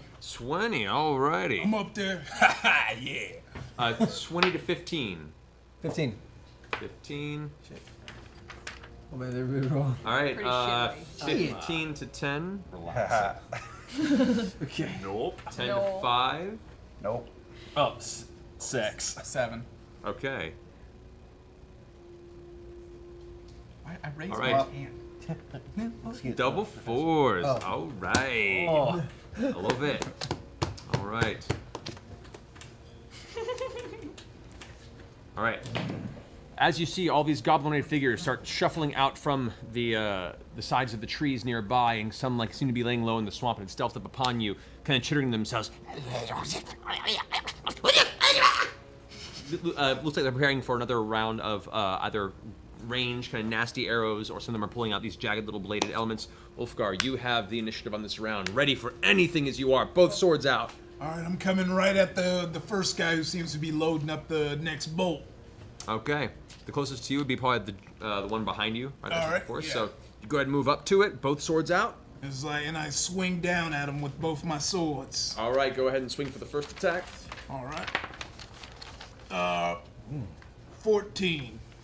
14. Okay. As you swing with the first one, it swings down towards it. It manages to catch purchase on the goblin's body armor, but the armor seems to streak it off to the side, and your sword plunges into the swamp floor. Oh. Okay. And then with the next one. 1. Oh, no. With the second one, you swing down, and this time the goblin actually reaches up and somehow catches the blade in its hand. You're like, how could a goblin catch a blade and not cut its own hand off? And you realize you were swinging it with the flat end. Oh no! For some reason, the goblin goes, and is standing there clutching your blade, putting you in a very bad position. That will end your turn. Well, that's not alongside you, though, your new son bravely runs up to your side, clutching the hammer that you had, and says, "Leave my dad alone!" Yeah! Runs up to the goblin and swings. Natural 20. Whoa! Stefan! With the hammer Holy out. shit! Yes! Good move, arming him. Double the 4, that's 8 points of damage. While you're captured, your 7-year-old son runs up with the warhammer and whack! Splat! The side of the goblin's skull explodes to the side. Its grip is released. Attaboy! Yes! That's my son! That's my son! He just killed somebody! Snugglord equips his shield tightly for the rest of the journey. What was that one? You're gonna love it. Uh-oh. I don't think we will. What was that? Something for the... I'm excited. I'll find it. Man, the Okay, anticipation. bring it to us when you find it. All right, no worries. Salty Pete aka Sam aka Money Sam has a full 22 card deck of many things appear in his pocket and immediately plays 3 cards. Also Snugglord turns into a body pillow. Oh, 60K!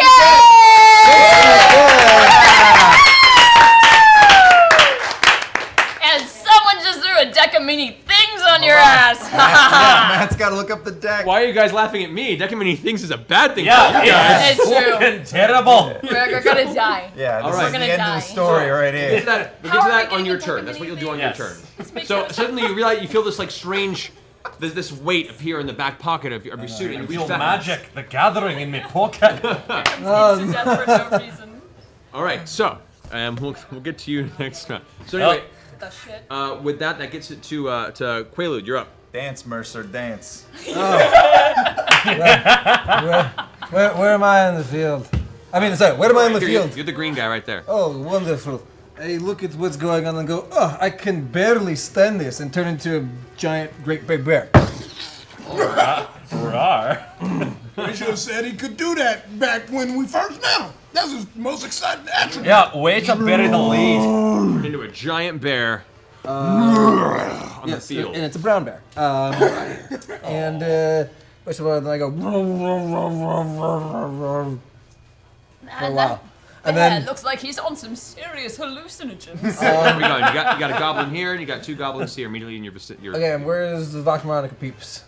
Well, this is you. Yeah. This is Edna, and this is Quart. Then over here you have Salty Pete, who is the pirate dwarf. You have Snuggle Lord, and you have Ulfgar. But Okay, cool. I'm crying because I'm proud of my son right now. I'm gonna pounce proud. over to the goblin to my right. Over here?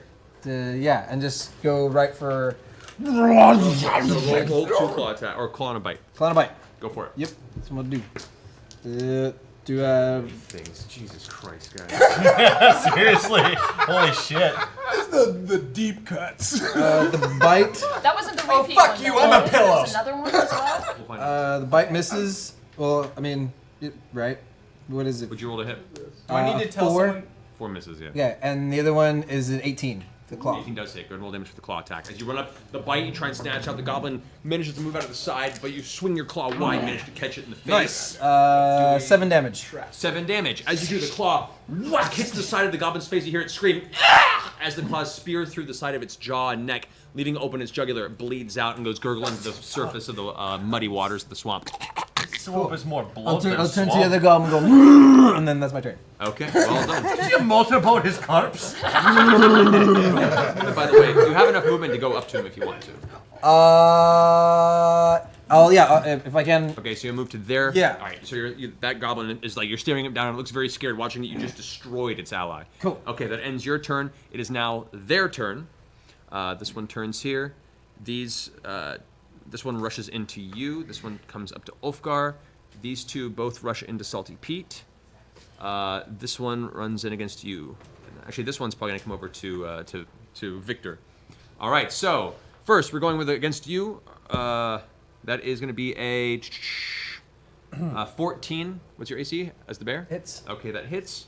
You go ahead and take 5 points of slashing damage as the scimitar streaks across the exterior of your bear hide. It's going to be 1 against you, Quart. That's not going to hit. That's an 8. So as it comes towards you, you just kind of dodge out of the side and knock it away. It doesn't even get close to attacking you. The one that's screwing up behind Bada you. bing, bada boom. Oh, I love that little one. That's going to be an 11 to hit. Oh, my AC is 11. 11. All right, you take 5 points of slashing damage. As the goblin jumps in the air and arcs down with the blade, hitting your back. Snuggle Lord, control your son! The one that's going after Victor, that pillow. hits. As you see, one of the goblins rushes out with this small spear and goes and jams it into the side of the of Victor, the black powder merchant. He goes, my kidneys! Oh no! Victor. All right. What a fucking shame. That's some goblin dialysis. This goblin here still has its bow out. It's going to go make a bow attack against you, Salty Pete. And that's going to be a 9 against armor class. It just breaks off the outside of your armor. Thank goodness. There are now 2 of them. Oh, no, sorry. There's one that's going after you, Ulfgar. That is a natural 20. You take... Okay. 8 points of slashing damage as the scimitar manages to hit you extremely hard about the top of your armor. You can feel the blade sink in about 2 inches and hit bone. It's not very nice in its part. And this last goblin's going towards your son, who just bashed the brains into one of its allies. Oh. That is going to be a 20. That's going to be an 11, which does hit because he doesn't have any armor on. Looks like you didn't jump in front of that attack for your son there, dumbass. Ooh! 5 points slashing, but you see the other one come out with the scimitar and hack into the side of your son. He goes, ah! And screams out in pain. You can see now there's like a big streak of blood down his arm, and one of his arms is kind of hanging limply to the side. He goes, tears welling up in his eyes, and he looks at you like, Dad! Don't worry, it's all part of the plan. It'll grow back. Chicks dig scatters. And with that, Snuggle Lord, it's your turn. Just so you know, A bright light appears above.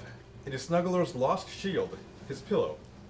He has to equip it for the remainder of the journey. Oh, you have a pillow shield. In this moment, you feel a great boon come down that same star that sparkled in the sky. Lord, what have you delivered to me? And out of the sudden poof of dark shadow, this pillow lands into your arms, holding, strangely, the visage of both you and some other distant hero from a different plane of existence. You clutch it to yourself, knowing that having it will give you a +2 bonus to your armor class. This is really weird, Lord. That's great. That's awesome. Slightly inappropriate, but I'll take it. Thank you. Moving in the right direction. Yeah. Plus three Don't AC. ever look a gift pillow in the mouth, all right? So, what are you doing on Change your your turn, armor Slugger? class. I would like to hex the enemy closest to me. I can't see. All right, the enemy closest to you, moving this aside for you guys, you're right here. There are 2 enemies right here that are pretty close to you. To my right. So right there. Yeah, sure. Oh, this guy here, you mean? Sure, it doesn't matter. Okay. So it's this one that's currently attacking the Black Powder Merchant and stabbed him with the spear. Wait, that's the one that's attacking the black powder? I'll attack the other one. Okay. Oh, man. You turn to the one that was firing Ice at cold. Salty Pete. And I hex them. You hex him. Okay, it is currently hexed. And then I attack with where's my sheet here? The Eldritch Blast. All right. Which All I 3 have. of them? Huh? How many Eldritch Blasts can you throw at this level? I It's a believe cantrip. Just one. I think it's just 1 at this level, right? Yeah. Yeah. And but I have the Agonizing Blast as well, which adds 4. Right, okay, so go ahead and roll for an attack against it. D20. And add your spell attack, which I believe is +6, right? Oh, 8 then? 8, okay. So, you, as you... Do you help me roll better? Dude, you have a close You turn around and you focus and your eyes go dark black and there's a burst of smoke energy out the sides as all of a sudden the shadows from the swamp reach up and cling to the body of this goblin. It looks around freaking out. It is now currently feeling the entwined dark energy of your hex. You put your hand down before it and you release a burst of dark arcane energy that goes far too wide and strikes one of the nearby trees. The goblin... I think the stapler is still having an effect on me. Can you turn it off? I let it go, but I can't stop shaking. The goblin looks at you and goes... Oh, fuck you, I'll get you! The Black Powder Merchant who's still holding a spear in his hand and goes... You can move if you want. Still your turn. You can move and that'll be the end of your turn. I can move, but can I do Misty Step or is that another? You can Misty Step's a It's a bonus bo- action. yeah. So, you already So I can only move? You can only move. But nothing's currently in melee with you, so you can move however you want right now. I was just move away from Salty Pete.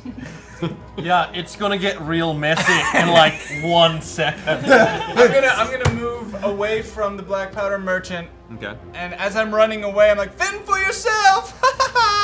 Okay. And with that, Salty Pete, Oh. it's your turn. Oh, Oh God. What's this in me pocket? It's some sort of deck of many Wait, things. did you say It's some sort There's a of dick in your pocket. deck. There's a. Pete, did you Is that say? a deck of Did you many say things in there's my a pocket? dick I mean, in your Or am I pocket? just happy to see it? The answer is You both. have a deck of cards somewhere, by the way, guys. That's usually how this is played. Wait, what? An actual we have deck. a We deck need an of actual cards? deck of cards. Do you I have only, a deck? I only have real like deck. my 3 bullshit. decks. That's fine. We'll use what you have there.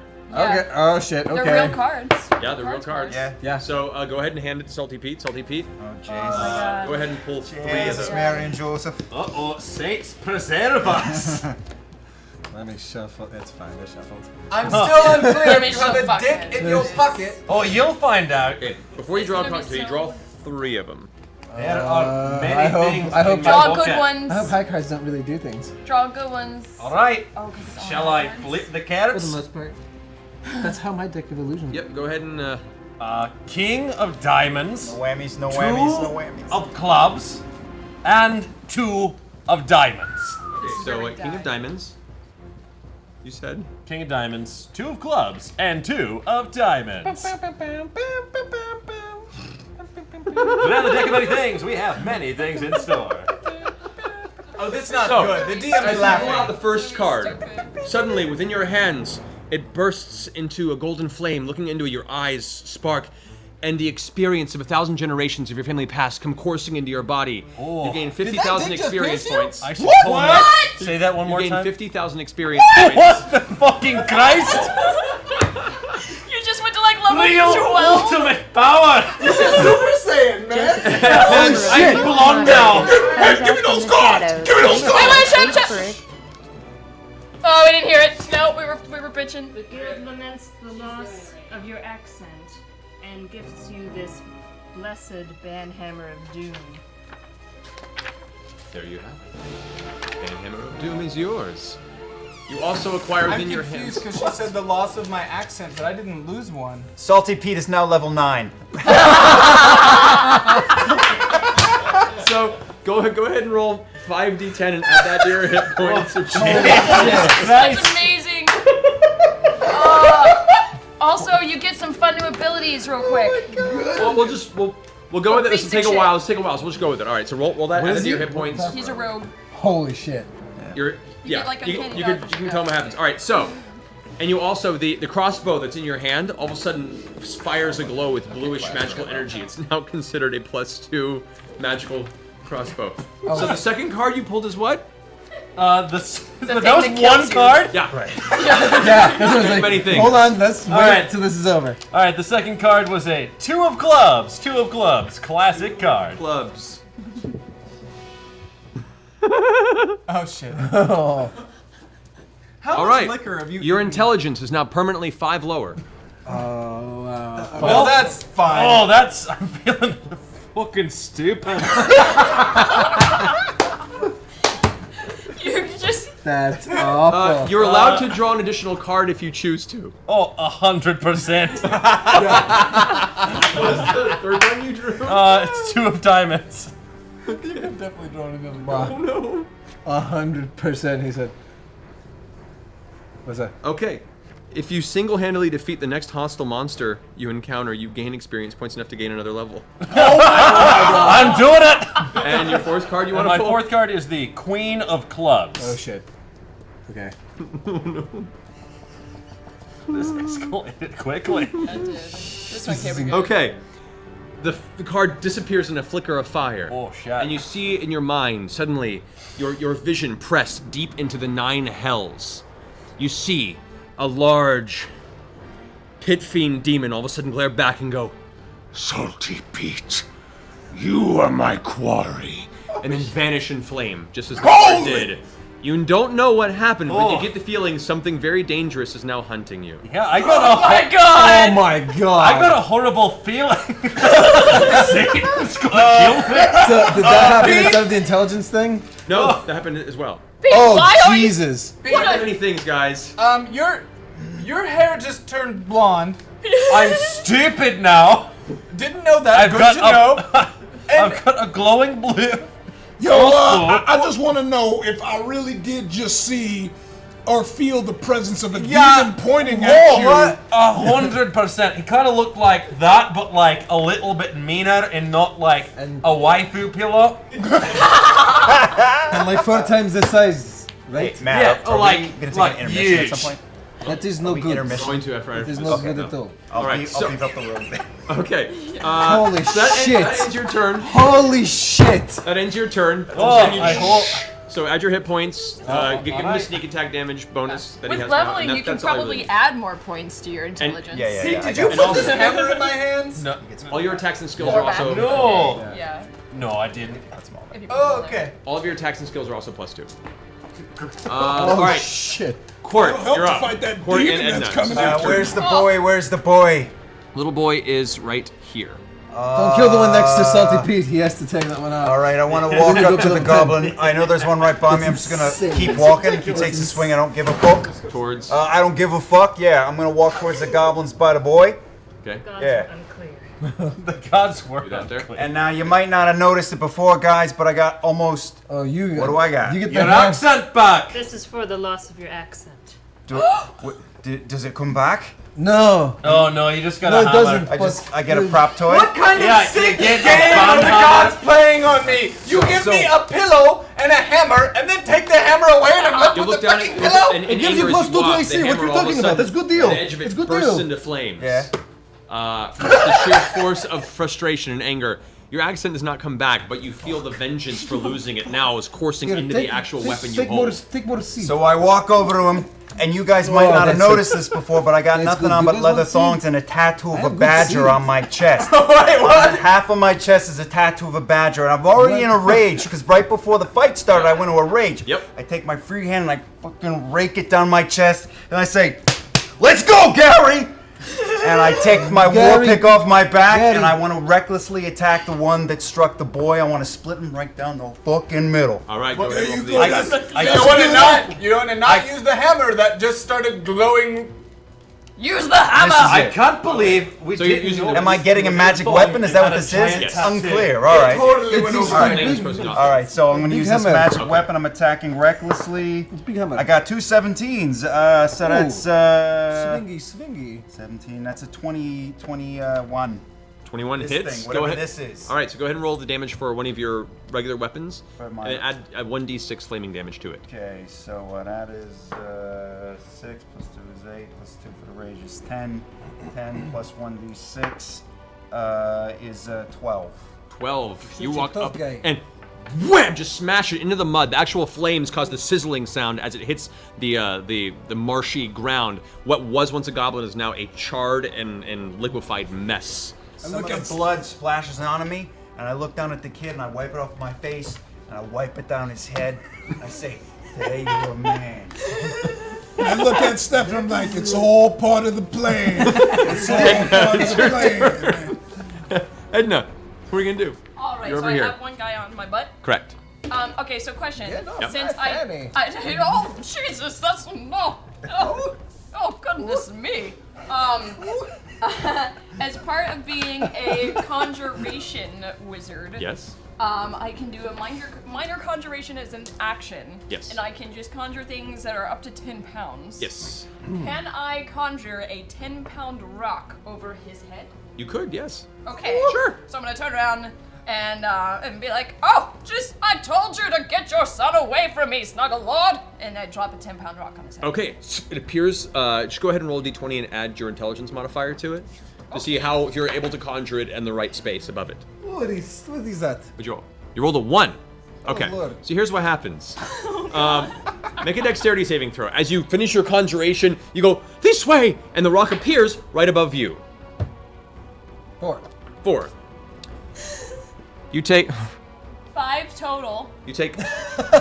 4 points of bludgeoning damage as the rock slams down onto your head. You can feel your neck jostled and your whole head ringing for a second.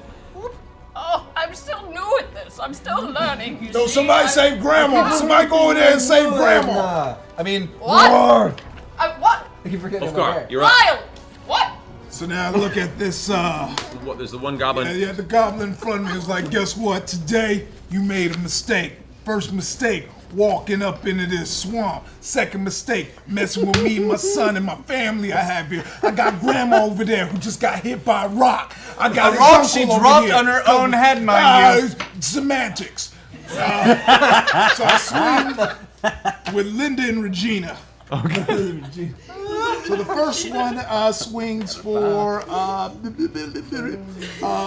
goodness, 23. That hits. And I'll swing for the second one. Go now for too. it, yeah. And the second one is a 1. Okay, roll damage in the first one. All right, so for the first one, let's see where's that D8. There it is. So 9. 9 points of damage. As you bring your first sword down, it embeds itself about 7 inches into the chest of the small goblin who looks at you, twitching its eyes, slowly rolling back in its head. With a big grin, you bring your second blade down and swing it outward. It cleaves his torso in 2, but the inertia pulls it outward in the direction of your son. No! Go ahead. Go ahead and just roll a d20. 18. 18. Okay. You managed to steal your will enough to stop the blade, but an inch from his face. The metal kind of sitting there and shimmering with power. He looks at you with a moment of sudden confusion and fright. It's all part of the plan. I think that small boy you took away from wherever he may be from just wet himself. He's definitely peed himself. Quaalude, Well done. you're up. Yeah, Quaalude. Roar, I mean. Roar! And that dude's still in front of me? Yeah. Go for it. Bite and claw attack on him. What is it? Was this my dex? Strength or dex for him? Strength, right, for the bear? It's your attack. Yeah, strength. I mean, the attack bonus should be with the bear's snap block. Oh, dear. You weren't prepared for that, were you? I got the monster manual right here. If you're a druid, keep your It's snap a block. brown bear, right? Yep, brown bear. At the very, very back. There is multi-attack. Brown bear, there you go, bite plus is 5 to hit. +5 and claws +5, so Yep. +5 to both of those. To what? 17 and 12. Okay.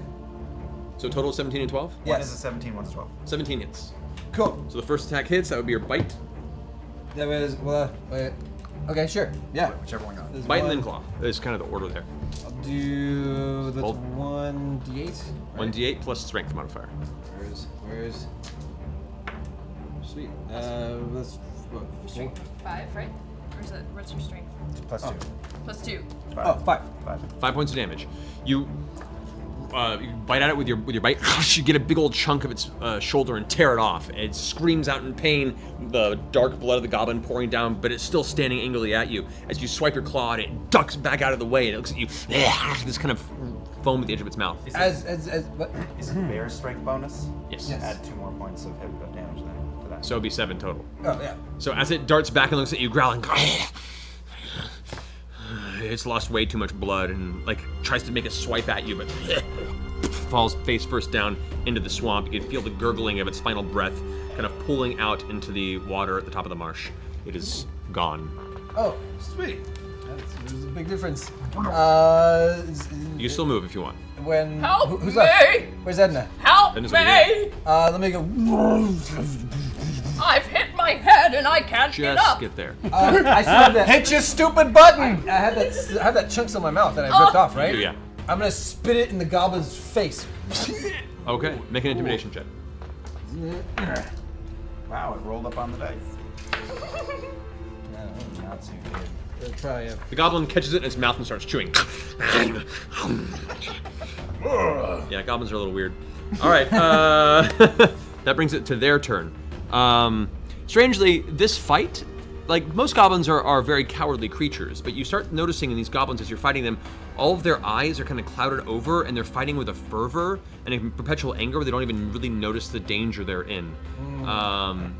This is uncommon to a species that is generally cowardly by nature.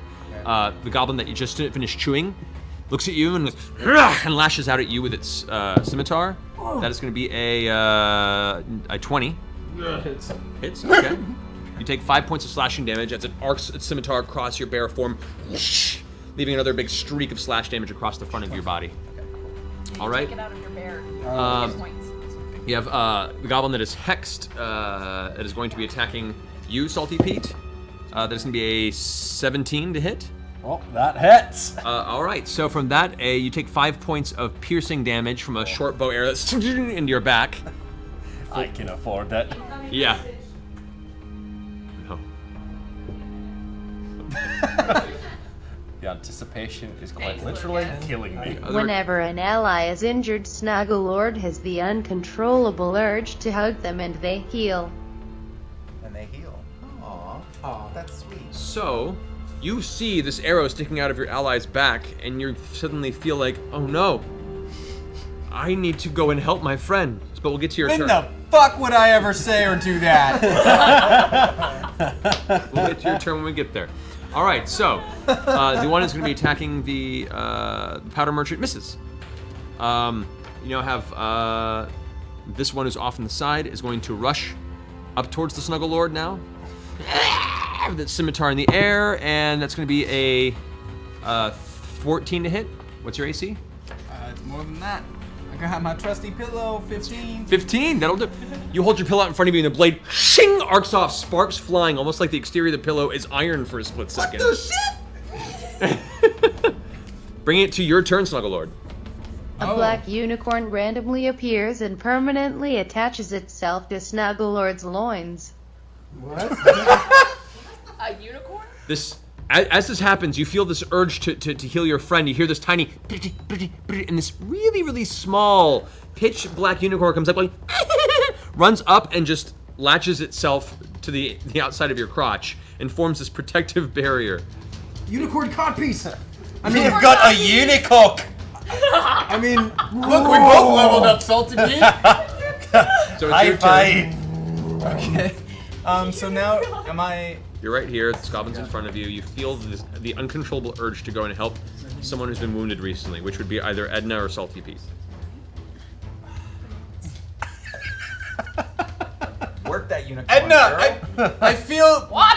I'm sorry, you're gonna have to speak up. The Shathroom is drawing me towards you. What? The Shathroom is commanding me to help you, to heal you. I don't want to do it. But Asmodan, yes, it's I making agree. me do it. Just stay down. Let me do it.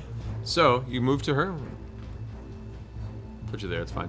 The urge makes you move a little bit faster than you normally would. You get up to her. The goblin does get one swipe at you as you run by. That is a 16. You take 5 points of slashing damage as the blade streaks across the back of your form. This is stupid. Yeah, you rush up and hug Edna from behind. Go ahead and roll a d8. I missed you too, Snugglelord. Any piercing damage to Edna? Go ahead and roll a d8, Snugglelord. From the unicock.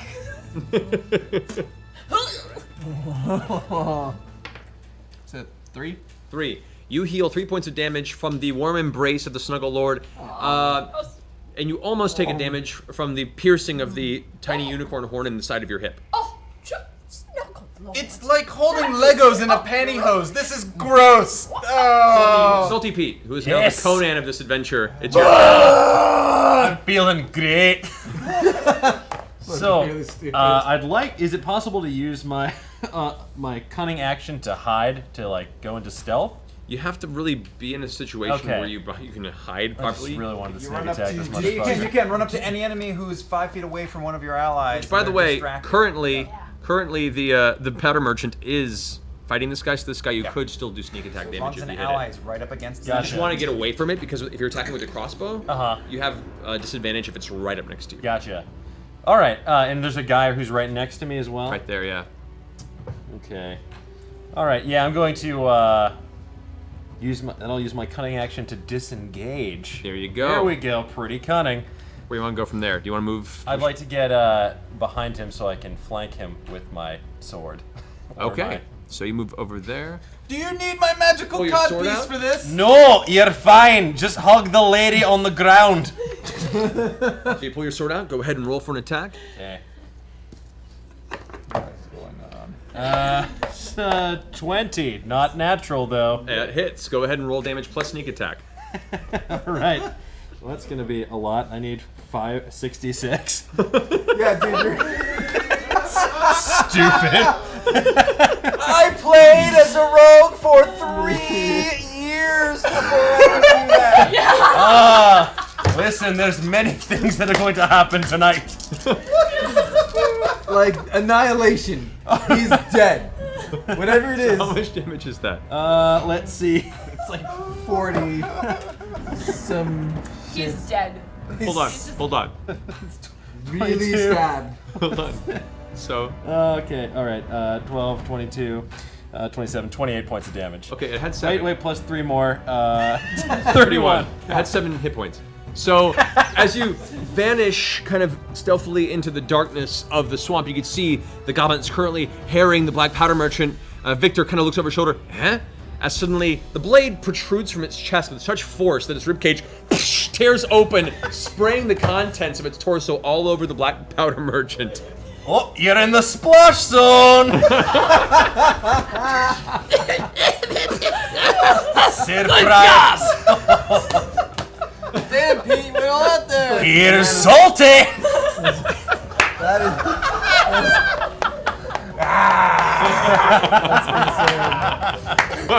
Court, you're up. How do I top that? Do I level up? Yeah, you did. You did. You got up. You're not level 10. You're now level 10. One book. Guys, we have a message. Bahamut, impressed with his bravery, imbues at XIX, the son card to Stephen. He is now a monk. Oh! Wait, Steven's no monk? Bahamut made him a monk. Yep. As you look over to your child, and this beam of like a silver platinum light comes down from some mystical source.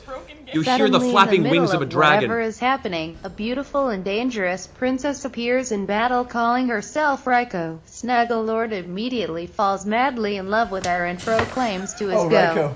Ryan Koppel. And Raiko, if you made that message. Right, named Ryan Koppel? Raiko is. Raiko. That's Oh, what Raiko. That's what we call him on. Okay. Well. That's hilarious. I'm hoping so. I'm level 10, you guys. So a princess named Raiko. I've not got to do anything. All of my turns Princess are named decided for me. appears onto the battlefield, 3-point landing, Avenger style. Holy shit! Looks over, and you can see now this beaming platinum light that's on your sun coming down is now coming from her as she holds aloft her holy symbol. She looks down and goes, Stefan, you shall be the savior of this group. At which point you see now his muscles pulse into him. Oh! He now looks intensely ripped as A bracers ripped now attach child? themselves. Is It goes, he still 7? yeah. Oh, He's still 7 years old, but the scariest looking 7-year-old you've ever seen. This sweet baby's got a 6-pack on his 6-pack. He's Krillin! All right. So, Court, all this happens around you. The princess winks at you. Go. Fight. Once Irishman. Oh yeah, by the way, Pull these messages up on your phone or something, they're getting cut off, some of them. Some of them are getting cut off. I don't have my phone on me. Yeah, I can do that. Oh, jeebus. What enemies are left? I don't. this There's battle will one never there end. and one here. All right. I'm running. There's one by Edna and the Yes. Snuggle Lord. All right. I'm running over. Okay. And I yell, and it's attacking Edna. Yes. And I say, nobody Nobody touches my fucking girlfriend! Come here, you! And I take the hammer. Okay, good old attack. Oh, God!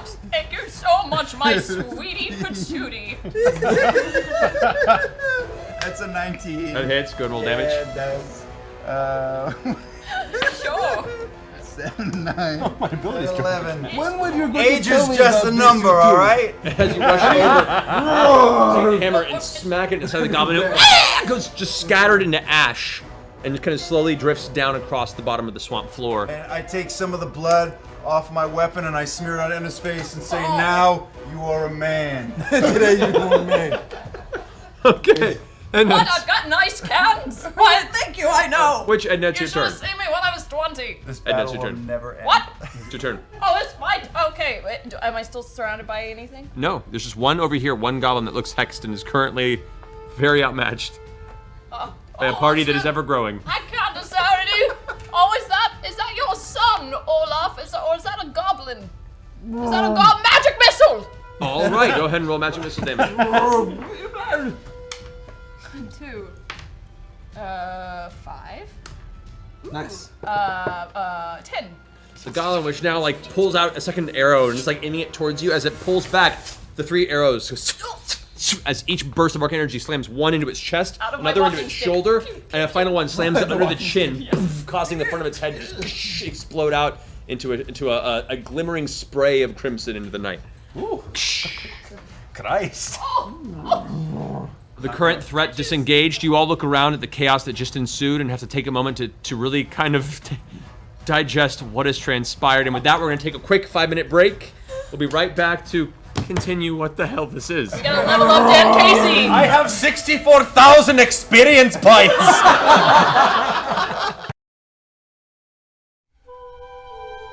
Thank you.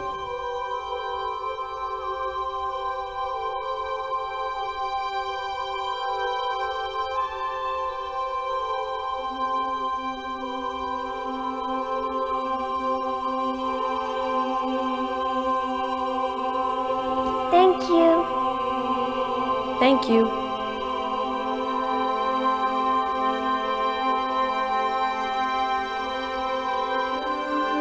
Thank you. Thank you.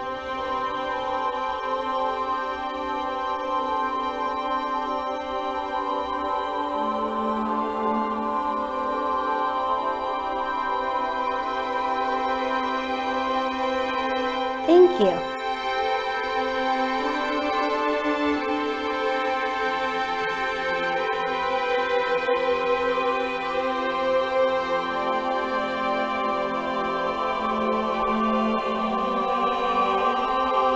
Thank you. Thank you.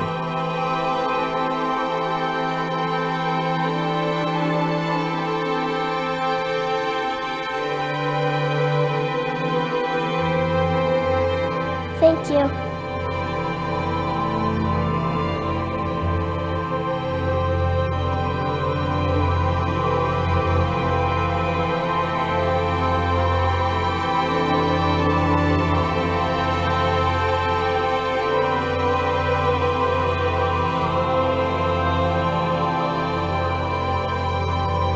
Thank you.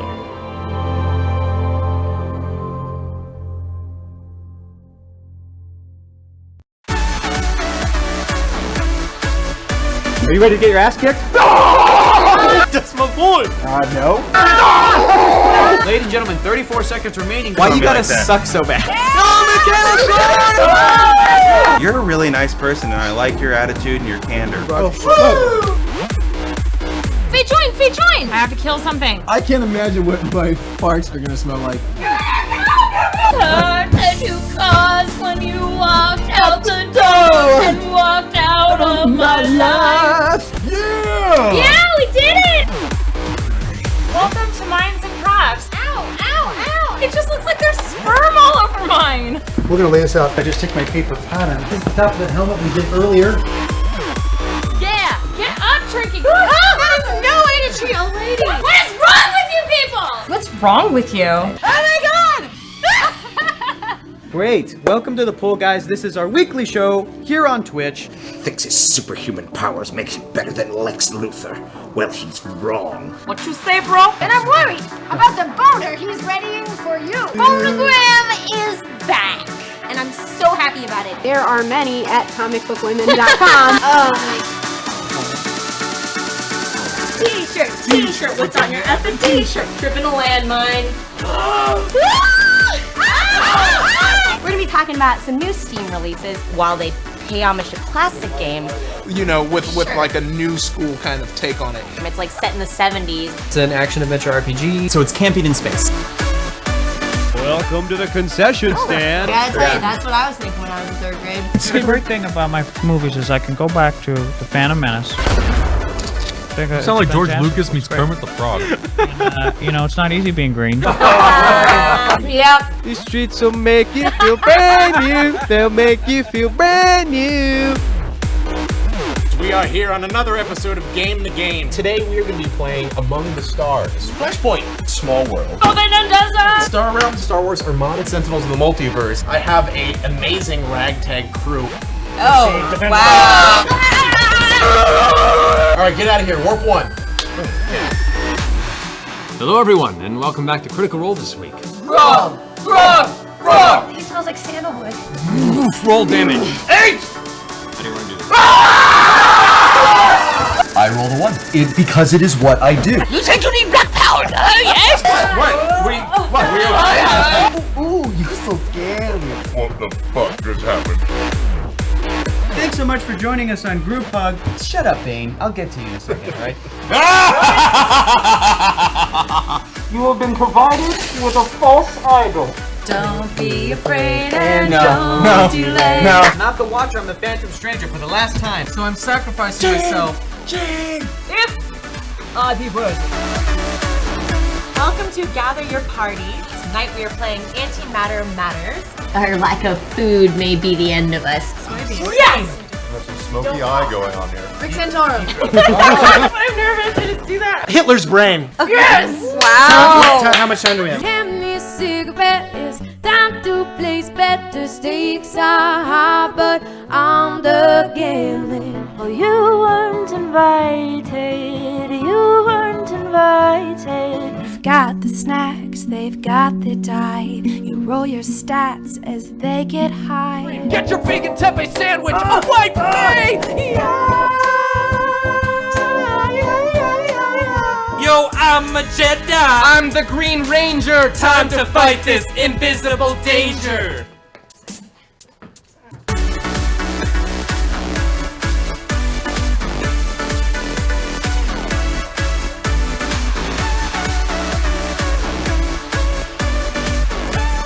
I'm gonna draw into my win condition really fast. Hi guys. Welcome to Lady Games. Oh my god, guys, we're here at E3. E3 2015. No more having to cheat. No more mystery meat. No more jam. No more jam. No more jam. Gonna to the mall. Gonna hang by the pool. Gonna talk to Roxanne.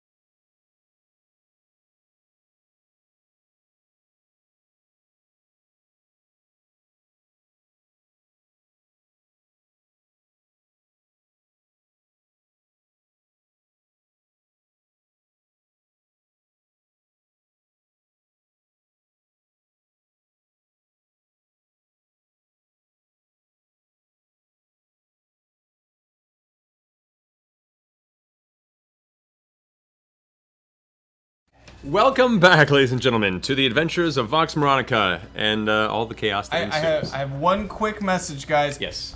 Because we hit our goal, we've now raised it to 75,000, and we have to the end of this game to raise it. Now, don't forget, as you've probably witnessed, every $500 donation, we've been reacting and doing the crazy shit that you've been telling us to do. Man. I'm level 10 now. Everything's on fire. It's... A child has a six-pack. You did this. And I'm about to... All right, so here we go. So what level is Stefan, by the way? Well, Stefan is now currently a level 1 monk. Level 1 monk. All right. Which is still pretty good for a 7-year-old. I'm just saying. Yeah, no shit. So you guys, as the battle winds down and the initial adrenaline wears off, you can see Reiko, the princess that landed in a 3-point turn, stands up and looks over, armor glimmering, beautiful face, long dark hair, glances about and kind of gives everyone a look. Huge knockers. Huge, like enormous. Wearing glasses. And just glances about the rest of the party and goes, "You warriors have proven yourselves to delve into this dangerous night and this swamp. Who do you call leader?" Me, this one. She approaches you. "And what purpose do you Gary walk the Badger into?" comes to life as a spirit animal and permanent companion of Liam's character. Gary, feeling the deep hurt inside Liam, restores his original accent. Liam can change. Gary change between. So what was the top of that one? I think the message was, I think the computer volume needs to be turned back up there. Yeah. And I heard it. I've got it right here. Gary the Badger comes to life as a spirit animal and permanent companion of Liam's character. Gary, feeling the deep hurt inside Liam, restores his original accent. Liam can change Gary change between the tattoo form and the spirit form at will. Holy shit. There you go. It's like fine familiar. The accent is back. The accent is back. The Badger, Gary reaches out to you and...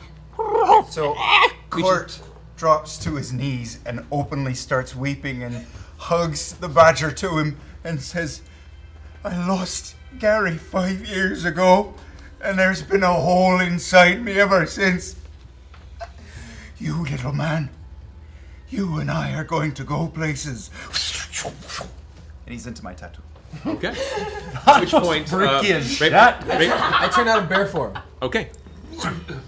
Salty Pete suddenly sees his lost fingers magically reappear. As he attempts to feel them, the illusion fades and the fingers disappear. He hears the demons cackling laughter in the darkness. Why? Why would you take me fingers, then bring them back, and then cockle at me lots? Oh no, me long lost digits. I thought they were a necklace, but no, they're a cruel fallacy. As the illusion of the fingers fades, you hear in the distant echoing in the dark forest.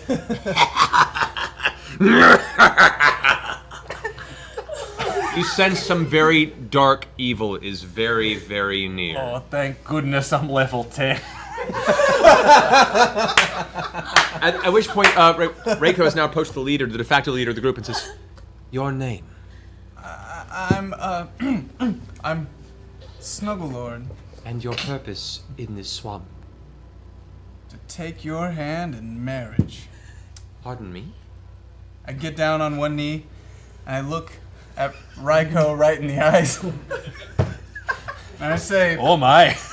You're awesome and amazing at everything. Will you be my big knockered wife?" Roll persuasion with advantage. That's fucking beautiful.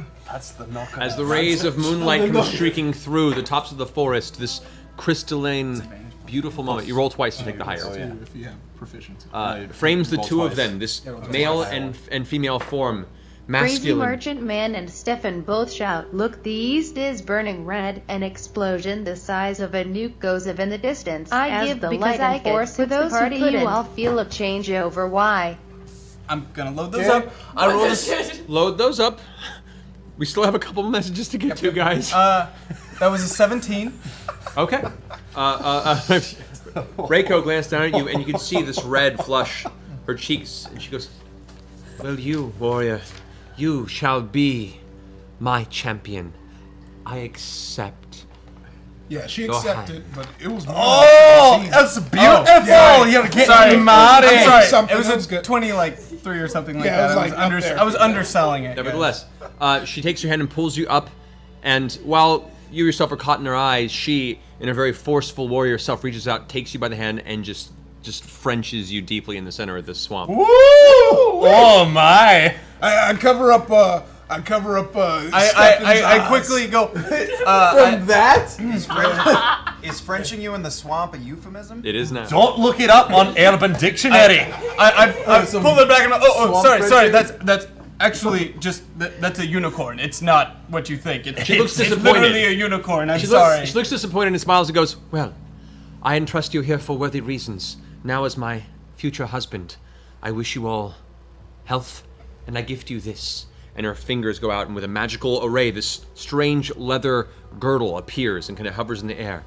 This will give magical power to whoever should wear it, and the gift of switching their sex to the other side to gain a new, beautiful perspective on life. Who would take this boon? Oh, that looks Guys, my right looks goes into some pretty freaky nice. shit. I feel like we all kind of want it. Do you want to try it on? I feel like all of us really want it. I mean, all of us. you could give it to your I've lived for 79 your husband if you ever wanted per se a wife as well. I think it should go to me and my buff ass son. I mean, we got a lot of stuff to work out, and you know. I would say it'd be quite nice for your son to have a mother as well. No, you don't know. I need to both play 2 wear worlds. I need to play 2 worlds. He don't have a mom anymore. I need to be the daddy and the mama. I'm clearly the strongest one here. I need the strength that comes with being a woman. Oh, what? What? I mean, by all means. What? I would like the entire party to roll a persuasion check. Look, Whoever rolls I highest. think seniority should run here. All right. I have. I'm 19. petting Gary under a tree and watching all this. Wait, was it persuasion? Persuasion. That's a boy. 20 total. 20. 17. 6. 5. Look, you see, I have been around for quite some time, and I have had to live under the patriarchal values of this kingdom. And you know what? It's really tough being a woman, and I had to birth 2 big, strong boys out of me, and From your vagina. So she steps forward. And you know what? My good late Charles husband, God's rest his soul, you know, he was a good husband, but They always used to say Charles in charge. What? Reiko does this with her fingers, and the girl drifts towards him and goes, "It is your choice then. You decide who takes the girdle." At which point she looks over to Snugglelord, winks, and then vanishes in a puff of smoke. Oh, bye. Bye, Reiko. It's all right. Sometimes we gotta be nice to Grandma, okay? Yeah, well, she'll be Grandpa. Are you gonna try it out? Does it Yeah, make you sounds younger? good. She'll be Ed. I don't think so. I think it So just it's makes me Ed. So it will just make you a gross old man. Yeah. With low hanging balls. All right. That's no good. So, you take the girdle. You put it on. Yes, I do. All right. As she puts the girdle on, you can see her older, elderly woman form shimmers and shifts into instead an elderly, hunched-over man with a kind of a hook nose and a cleft chin. What do I look like? Am I handsome? It looks like your name is Ed now. You know what? At which point, Stefan, the monk kid, and the old black powder merchant both together shout, which I can't shout together because I'm one human being. Look, an explosion! Look, an explosion! And you guys look off in the distance and see this bright red glow as an almost nuclear-sized red burst comes coasting through the trees. I hang on to a chain link fence. I grab the merchant and I put him in front of me and hold him. All right. I grab and protect my buff ass son. Okay. I clench my body. I grab Ed and say, "It doesn't mean a thing, baby," and I kiss him. Okay. I look at playground. Okay. It's 2015. We can be progressive. God damn it. As the blast wave comes coursing through the swamp, expecting to be turned to dust, instead, a wave of warmth drifts over you. Oh. You open your eyes, releasing the tension, and you, and you, and you, and you, and you are all women. I'm Salty Pietra. To Edna. At least you have the girdle. stuff you've I been mad at. didn't even get to see what my member looked like. That was really unfortunate. Oh, I should look Such fast. is the first. Now it's don't an mean idiot a thing. again. That don't mean a thing, baby. That's Ulfgar, Fireforge, X-Pit Fighter, X-Men, Sellsword, Bullshit Talks, Money Walk. I got a son now. His name is Steffa. No, it's now Stephanie. As you now see, Stephanie. you have a monk daughter who all of a sudden the muscles rip even heavier as she all of a sudden ascends to level 10 to match Salty Finally, Pete. someone on my level. Wait, what? Why? Because demands it. the deity shot room demanded that this blast of energy also instilled the heroic presence within this child who ages 4 years into the future. At the tender age of 11, this daughter, now strong chorus style, glances up at her mother and goes, "Now I can protect you, Mom." That's my baby. Oh. Well, I don't know about you, but I'm quite happy with the results. Court, I have boobs! Court holds her bosom and says, my tattoo's now three-dimensional. Oh. And It's like a relief map. I just want you to know, Court, that this doesn't change anything. You know, you were open-minded when I was a man, and now Everyone roll a perception check. Feel these, they're fantastic. Oh, okay. Oh. Roll a what? What? What's going on Roll a anymore? perception check, for the love of God. Perception check. Roll a perception check. All of us? All of you. 9. I rolled a 1. I'm good, thank you. A 1. 15. All right. Hold on, 24. Okay. Both Quaaludia You can call me Q. and Edna glance off, and you see in the distance this large mound of swamp earth that seems to be similar to what the alchemist had told you to go ahead and locate, where apparently this doorway had been opened. Oh, I go over you know to what? investigate. You want to come in? Ah, yes. I think we were standing next to what we were looking for Is the whole something, time. is something wrong with your ear? I don't know. I felt I was talking to you via comms. I don't know why. That is coming. You're so crazy, girl. I love you. Take You're the so shot. crazy. And let's go investigate. Yes, Let's I fucking go. I do walk this. over. I walk over. I see what's going on. I take my war pick off my back and I just start walking towards All the right, mound. making your way deeper into Zola's swamp towards this mound, you begin to recall. You've heard mysteries about this Zola swamp, and you've heard such things as rampant curses. The magical energies here are so strong and cross over with so many realms that just chaos seems to burst out at periods of time, and you feel like this entire group has fallen into a nexus period in which the magical energies uncontrollably alter the landscape around. Thus, the events that have transpired in the This recent explains why time. it's been a very weird day. As you make Got to be your a rational explanation. As you make your way towards this earthy mound, you look about the outside and you can see there are a series of animal limbs and strange, crudely carved runes and various skulls that are all hanging by pieces of twine all around the outside of this entranceway that seems to delve into a deep, animalistically carved natural tunnel into the swamp floor proper. Do a insight check Onto. to see if I recognize any of the carvings or any of that stuff. I'd like to do a perception check. It wouldn't be insight per se. Insight's more of like a person's motives. You Or- can go ahead and roll a religion check. Okay, that's 14. Okay. Can I roll a perception check? What are you looking for? My vagina. There's. I guess we should explore ourselves. That is 9. 9. You're gonna be busy for a while. Okay. Take 20. All right, so glancing about it's glorious. the runes as you look across them, the carvings, there are these strange ancient symbols. You can see what looks almost like a G and an S. These are symbols of the great ancient deity Shatrum. I recognize these things, a snuggle face. Come over here and look. It seems like there is some kind of G on the S. The thing. It's the chat room. Oh, chat room. It's the Oh, God. Shatter. We finally Your found- god. Yeah, excuse There's me. only one god. Excuse me, did you not see That's that a dragon can of come out worms and make right my there. daughter bluff? Did you not see that dragon come out and make my daughter bluff? Did you not see the dragon? That was Came God. out of the sky. The chat room. No, that was Bahamut, Then baby. how do you explain the demon that took away my fingers, That's then made them come back, and took them away? The sixth sense of humor of the Shath room. Oh, Shall we enter? Is it open? Can I see? Yeah, it is just an open tunnel that leads deeper into the earth itself. We have to go. Well, we have to. Let's do it. This is my calling. Let's do it. I was expecting resistance, Yeah. but you Yeah. want to? Okay, fine. You have no. I thought you would be against me on this. It was a run by fruiting. The feminine bravery that seems to have taken root in Salty Pete. You can see the confidence of a modern-day woman taking over what was once a relatively questioning male. Leads the way, the charge, deeper into the swamp earth before you. The tunnel, dark and moldy from the interior, the cold air hitting you can smell mildew and rot, and what sounds like wood that has largely fallen into just like dusty awfulness.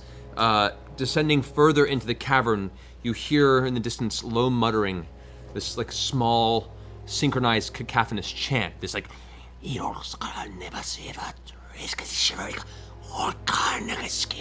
echoing. Maybe you imagine 20, 30 feet ahead of you around a bend, you can see a little bit of flickering light that's pushing into the hallway from around that turn. When I hear that, I'm going to use my Mask of the Wild, and I'm going to blend into the side of the rock. Okay. As you shimmer to the side of the rock, go ahead and roll a stealth roll with advantage. Yeah, that'll work. That's a 19. 19? Okay. You kind of crest around the edge. You enter what looks to be where the chamber, an actual chamber at the end of this hallway, closed off, and there's a couple of like small rocks in the center. But in the middle of this, you see what looks to be a large bonfire, like kind of a orangish blue flame is flickering and burning. You can see stones arranged, almost like a haphazard, fallen doorway. You can see what appears to be 4 goblins around, one which is larger than the others, with all this war paint across its face. And they're all just chanting in unison. Just taking go ahead these. and cast mage armor on myself. All right, you have mage armor on yourself. You can see that the lead goblin is throwing things into the flame, and with each toss, the flames flicker up into vibrant blue flames, and then die back down. The color turning more and more from a blue to a bright, vibrant yellow. It's pulsing now. The fire's pulsing. I'd like to stealth. Roll stealth. How close are we? Salty Petunia. All right, that is a 30. Yeah. Okay. I'm level 10. All right. So as you come around the bend too, you see the druid, which is currently hidden across the rock. You also have the same view, and you can see the kind of rolling danger at this. Suddenly, as you're watching, you see the flames flicker in, and the goblins all stand up, and a tendril spikes out of the flames. Like the small purple door seems to open up, and a tentacle reaches out, wraps around a goblin, and pulls it in. It screams. All the goblins just keep chanting. It opens up even further and further. And from what you can see now, this entity starts pulling through. It's this weird fleshy mass, almost like this amorphous giant cluster of flesh that is surrounded with teeth and eyes that glance around in all positions, mouths that open up and screech and squeal and then disappear. It's constantly moving and shifting in its position, and as it comes out, this weird twisting cacophony of voices of all different like shrieking sounds and low guttural mummers all happening at once. The goblins smile and look more and more feverish as suddenly it reaches out and grabs another one, stuffing it into one of its maw, until eventually only the lead goblin remains. And as he stands there chanting and chanting and chanting, the creature moves forward and slowly envelops and rolls over the goblin. You hear it kind of scream as its body is completely consumed. As it pulls back, you can see almost like the goblin's face appear as part of its fleshy mass for a second and then vanish into it. You also see a partially absorbed human arm and half of a face that matches the description of the assistant Cyril that you were coming to find. It's Ulfgar's vagina. We found it! Real funny, guys. You guys are real funny. This does not look good. I take my imp off my shoulder and I say, Lucas, stand 5 feet in front of me. And then I use Crown of Madness and I attach it to the merchant, my son, and make him also stand 5 feet in front of me, creating a human shield well, not human, but you know, a shield, a body shield. What children are for? They're ready to soak up that damage. How big is this entity again? How like gigantic? There it is. Not great. Right. So, I would ask all of you to roll initiative, please. Okay. As position goes, Oh my god. Matthew. Yes. Position goes. I'm right there. You want the side? I think it's there, and the my Mask of the Wild, like I look like the wall. Yes. That's what it does. So I'm like. Yes, I'm aware. Okay. Am I still stealthed for this, or did I? Is this? We're still stealth. Okay, currently, cool. As far as you know. As far as I, yeah, I'll find out real quick. Yes, you will. All right. So, initiative rolls, everyone. You have a 25 to 20. 20. 20. Alrighty. That'll put. All right. 18. 18. For Snugs over there. 20 to 15. 15 to 10. 13. 13. I also have a 13. Alrighty. Salty. 10 to 5. 10 to 5.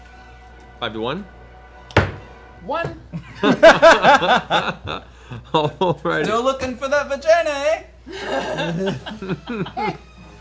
You know, All having right. fun here. So, Top. Court, you're actually up first, and you are back here with the rest of the group in this Go get him, circumstance. Tiger. Right. Well, obviously, I would like to fucking rage, and I push my beautiful mane of hair back and slap my. Oh, fucking hell, that hurts. Let's do this, Gary! And Gary the Badger flies out of my breast and lands in front of me, ready to fight by my side. You have boobs now! And I pull up one of my hammers and flip it in my hand, and as soon as I catch it, I throw it at the feckin' thing. All right, so as you move forward to get within visual range of it, kind of moving past your allies, Gary appears right in front of you. This dice will be your Gary Badger. And you can go ahead and throw the hammer at the entity. It is with disadvantage because of the distance it is from you right now. So go for it. Oh, it's terrible. Oh, terrible, terrible. It flies right by. It does. It actually lands over here. Your hammer ends up slamming and streaking across, hitting this piece of stone and then arcing off to the side. So is that a regular hammer or the magical one? That was a regular one. All right. I'm just fucking glad I'm Irish again. All right, that's your turn. Next, this creature comes streaming forth. Oh no. Okay. As it moves forward, the ground you can see around it, the actual stone floor begins to almost warp and bend, like it doesn't have in its near vicinity the same hard physicality as it did before. Alrighty. So first, it's going to go ahead and start. It's going to go ahead and reach out with one of its tendrils towards you. Has a bunch of these biting mouths on it. Whips out towards you. Is it dex save? No. This is 20 to hit. Oh, that hits. As it moves, actually, this will be right up to there, next to that side there. All right, so that hits. You take 17 points of piercing damage. That's rough. Yes. We're proper fucked. And make a strength saving throw. Strength saving throw. Get advantage on that. So that's 15. 15. You made the impact of it pushes you back, and you almost fall over, but you catch yourself and throw the tendril off of your body and angrily growl at it in response. That ends its turn. Snuggle, you're up. At the top of your. Okay, yeah, you're far enough away. Okay. I'm still Snuggle Lord, mind you. Sorry, Snuggle Lord. Yes. My apologies. My penis may have left me, but the name sticks. True. Snuggle Lady. So I take I control the merchant. Yes. And I Not making I sense, have but too. him run directly at the creature, yelling like a freaking idiot, saying, "Please kill me! Please kill me! Please kill me! Please kill me!" Please kill me! Please kill me! Kill me! Running towards it. Is it all you wanted to do? Well, and he has to make a melee attack. Is this Crown of Madness guy? Yeah, it has to make an attack at the end of it. He has to attack. Oh, he has to attack. Yeah. He gets If you make him do something, you. Oh, okay. Go ahead and roll the attack for it. Okay. Is that the D20? Yeah. What'd you roll? A 4. A 4. This creature should be easy to hit. It is large and it's not moving very fast, but the black powder merchant has bags of this like dark powder attached to it that it carries with it, and just runs forward and just starts trying to punch at it, and it just it's like hitting dough. No damage whatsoever. But it seems to have gotten its attention to some degree. What a shame. So that's the end of your turn. You want to move closer? No, I'm fine. Okay. That brings us to Quaalude. Cool. Quailina. Q, however you want it to be. Let me Q. It's good. Okay. I'm going to shimmy a little bit. This way? On the wall, right before, and then I'm going to. Wait, no, I don't, because I can. Then I won't be able to move out. Oh, wait, I can split up movement. Yeah. I can break movement, so I'll move. Am I still 10 feet away from it? You're right here. You are. Okay, cool. So I want to get a little bit. It doesn't matter. Because I'm going to spring out and turn into a direwolf. And bite the shit out of it. Go for it. And I'm going to gain advantage because All of your animals have rabies. First things first, roll a wisdom saving throw. Who's a wisdom? Roll a wisdom saving throw. No. No. Was No. 4. Okay. Rolled a no. The oh, it's a D8. Okay. You as you're transforming into the direwolf right there, you snarl, you hear all the voices in your mind, and for a second you feel like you're really confused and you don't know where you are, and you spend the remainder of your turn just trying to shake the voices out of your head. You're unable to do anything this turn. Son of a bitch. The chaos of the mouths speaking in unison just drive you temporarily mad. Don't worry, Salty Petunia is going to save us. Salty. all. Yeah, just hit Go, him. Pete! You're right. I mean, Start Petunia! your turn, also make a wisdom saving throw. Oh no, my worst skill. That's my girl. That's my girl. Oh, Shit. that's a 3. With me modifier. Okay. Too soon. As you pull your sword out, you're like, I'm ready for this. You hear the same voices through your mind, and once again you start looking about and kind of rubbing your eyes and trying to figure out where you are, what's happening, and you spend the rest of your turn standing there just listening to the voices. Well, that was embarrassing. Damn it. Edna, you're up. Petunia, what the fuck? You know, and this has probably been one of the most exciting days of my life. Blindness. Nice. Okay. Asthma All right, time. what's the save on that? Yes. Asmodan. I mean, shit. What? You ask a question. What? 30 feet. Okay. What's the DC on that spell? 13. 13. As whoosh, a flash of light bursts in the direction of this creature covered with eyes, all the eyes close, and you hear the yelling becomes more of a shrieking sound. And you see it starts writhing around angrily. It is currently blinded. Yay. So, well done on that. You're way back here. Do you want to stay where you are? Good job there, handsome. You wish to stay where you are? What? You wish to stay where you are. I'll back up a bit. All if right. I can. I don't know where exactly I am, but You're right here. You're here, Grandma. I just- You're here. I need to remain Grandpa. safe. Oh, you know what? Let me shift you wanna be one back to in a Edna. bit, kind of, All so I right. can see. There you Yes, go. I'm Edna. All right, that's your turn, Edna. Well, we're all females. Ulfgar. Things change so Did you fast find here. it? It's hard to remember. Yes. Now I have a present for this thing. No, it's. Did you find it? Did you find the present in there? Now the name Larry and Roberts and swing down. Robert. So you move to the side into combat with the creature. Go ahead and roll for each attack. So the first one is a 23. That hits. The second one is a natural 20. Oh! I will ask you to make a wisdom saving throw real fast. All right. Wisdom, 16. 16. Yeah, you hear the voices cascading through your ears as you rush forward. However, you just steel your mind, focus on the attack, and push through it unaffected. That's my secret. I already have voices in my head. What a So go ahead and roll. You'll hear them too. Go ahead and roll both attacks. The second one gets doubled on the dice. So the first one is a 4. Plus whatever the damage is on your strength. It should be on the. Oh yeah, that's with it. Oh, with it? Okay, so Plus. 4. And then the second one is 9. So Awesome. 13 So total of 13 damage. Whack, whack! You're cutting off parts of its body, and you see the slices of flesh that fall off on the ground kind of quiver and squeal before going motionless. And you see the eyes close and kind of slightly leave open as if a person had just passed away. I'm gonna keep this on it for blindness, just so we have it as a reminder. All right, that ends your turn, Ulfgar. Up the top court, you're up. When does Gary go? Gary goes on your turn as well. On my turn. Instead of me or in addition Where's to me? Stephanie? Let's Where's say in addition to you. In addition to me. Yes. All right. Well, first I'm going to attack this fucker.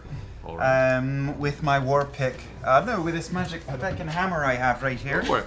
And I'm going to recklessly attack while in a rage. Alrighty. But I get advantage with reckless attack, right? So that's terrible. Get him, Gary! Go for the eyes! What'd you roll? Oh, a 3. With your bonuses? With my You have advantage. 5. It's a reckless attack. 5, yeah. 5 with the advantage. No, 7 with advantage. What are you, me making a Still not enough, wisdom unfortunately. save? All right, so Does Stephanie? you go to try and swing. As you go to swing, I forgot to make a wisdom save. I gotta remember to do that. We'll say, for the purposes of storyline here, as you go to swing, the voices come into your head, and for a second you stop and slow your arc. By the time your hammer actually hits it, it goes boom. Okay. There's no power behind it. Gary also is gonna rush forward. You go ahead and make an attack for Gary. Attack for Gary. All right. Oh, geez, I don't know what a badger's stats are. No, I'm making it up. Just go ahead and roll. I rolled a 13. A 13, that'll hit. Yes. So you go ahead and roll 1d4 plus 2 damage from the badger's claws. That's 5 of angry badger damage because he's a barbarian as well. So the badger reaches out and just grabs the side of it and bites into one of his tendrils. As it does, it rears back and there's a splash of kind of greenish, brackish blood that goes across its face and on Honey the Badger ground. doesn't give a shit. Oh, I've missed you, Gary. All right, that ends your turn. It's now its turn. It is blinded this turn.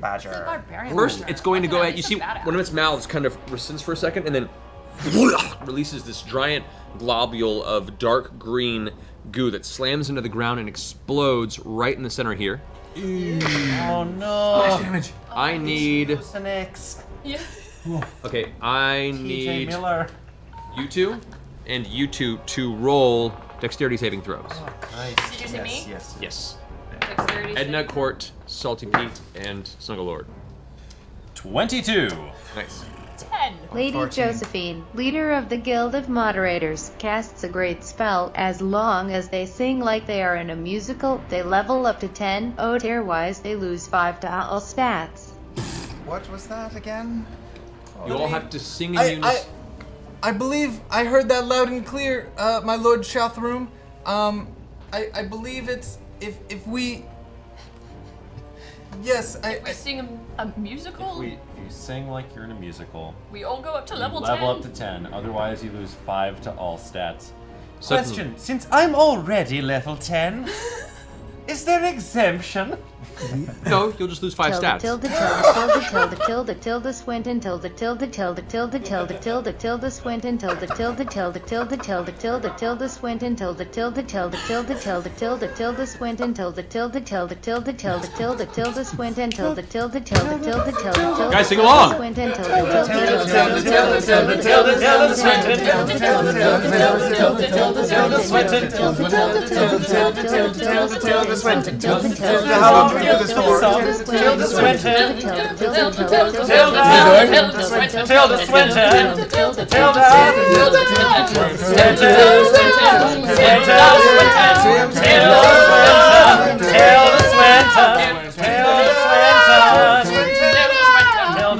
Tilde. Moment's occasion, as the spittle hits the ground, suddenly it does not explode. It's lifted in place and is shattered. You feel all of a sudden the warmth of the Moderator Guildmaster fill all you, and with this divine energy, your bodies are suddenly elevated to the strength, hardness, and experience of a seasoned adventurer. Oh! I feel the same. My boobs have gotten bigger. I'm level 10 now. So go ahead and, for those of you, roll 7 additional of your hit dice to add to what you got, except for you. Oh, what a fucking rep. Wait. My book. Give me my fucking book. 8. Jesus, Mary and Joseph. 6. Alrighty. Shafru preserve us. But isn't this, you have to keep singing as if you're in musical. Even with disadvantage, that is plus 12 for its bite attack. This is going to be against you.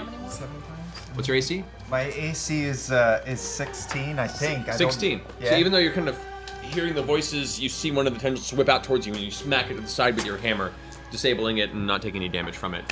It's going to roll to see if it can get rid of the blindness. That is a natural 20, so it is no longer blinded. 20 on the saving throw, then an attack. Cooper. That ends the gibbering mouther's turn. Blind, writhing eyes. That brings it to Snuggle Lady. 2 attacks now. Now, if I heard that donation correctly, we've now all leveled up to 10, or do we have to keep singing? No. I think you read it wrong. No. Perhaps you did. You have to keep singing in a musical, and then you gain up to level 10. If you stop, or when you stop, you lose that and you go to level 5. That will destroy the game. Alrighty. So we'll say for the next round of combat, you guys have to do anything you do or want to do in this combat. Sing it as if it's a musical. When the round's over, then it'll stay permanent and you can continue forward. Alright. So, Snuggle Lord, what is your bidding?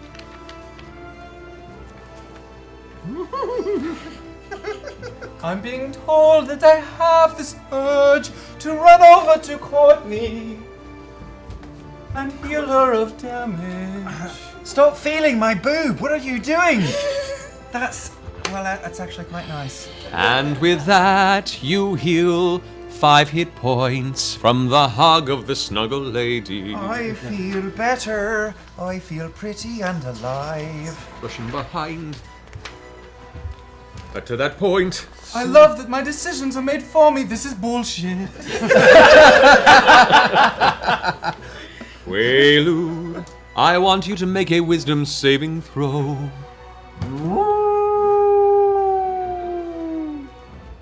Okay. What the fuck was that? This is direwolf form singing. How do direwolves sing? What's your answer? What is it? Wisdom? Yes, wisdom. 14. Sing it.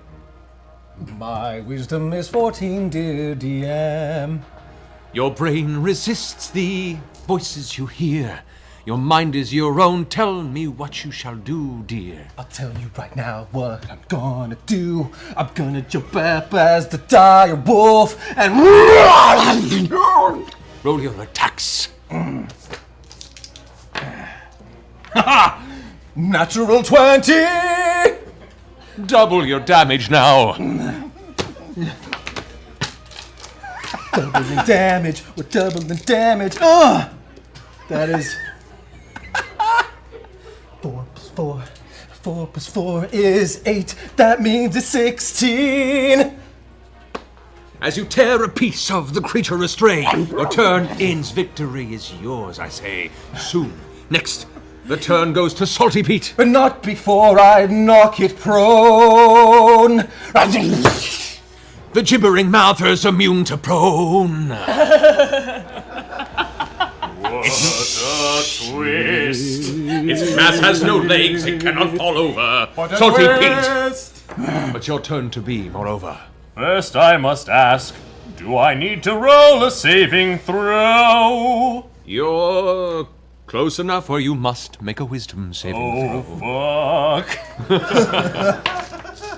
No. All right. Salty Pete. You make a melee attack. Randomly determined creature within reach. That would be the Snuggle Lady. Roll an attack against the Snuggle Lady. And now my fan fiction is complete.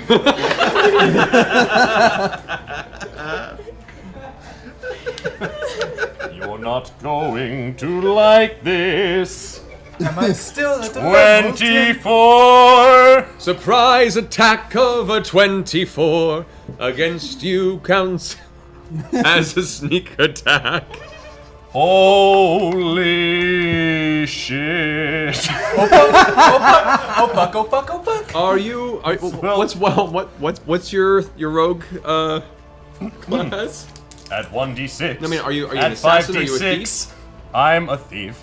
You're a thief. Okay, good. Mm-hmm. Good thing you're not an I'm Jean Valjean. If you were an assassin, that would have been a critical hit as well. Oh no! All right, so roll damage against the Snuggle Lord. Let's hope they're all ones. Mostly ones. And a lot of them are ones. 8 plus 3, 11. You take That 11. well for you. 11 damage to the Snuggle Lord. Snuggle Lord. Snuggle Lord. Bitch, what? All right. See. Was that from the guy who did Hamilton? Edna, it's your turn. Ah! Well, you ain't old man. She ain't what she used to be.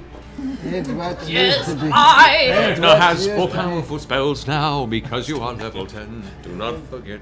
I do have more high-level spells, and to this I say, as Madan, and I cast something from my higher-level spells. Make as it be soon a as I lightning bolt, find- perhaps. Sure, I'll lightning bolt him. In the moment that Edna, not being familiar with these high-level spells, I has the feel instinct this to power. release this energy she's not used before.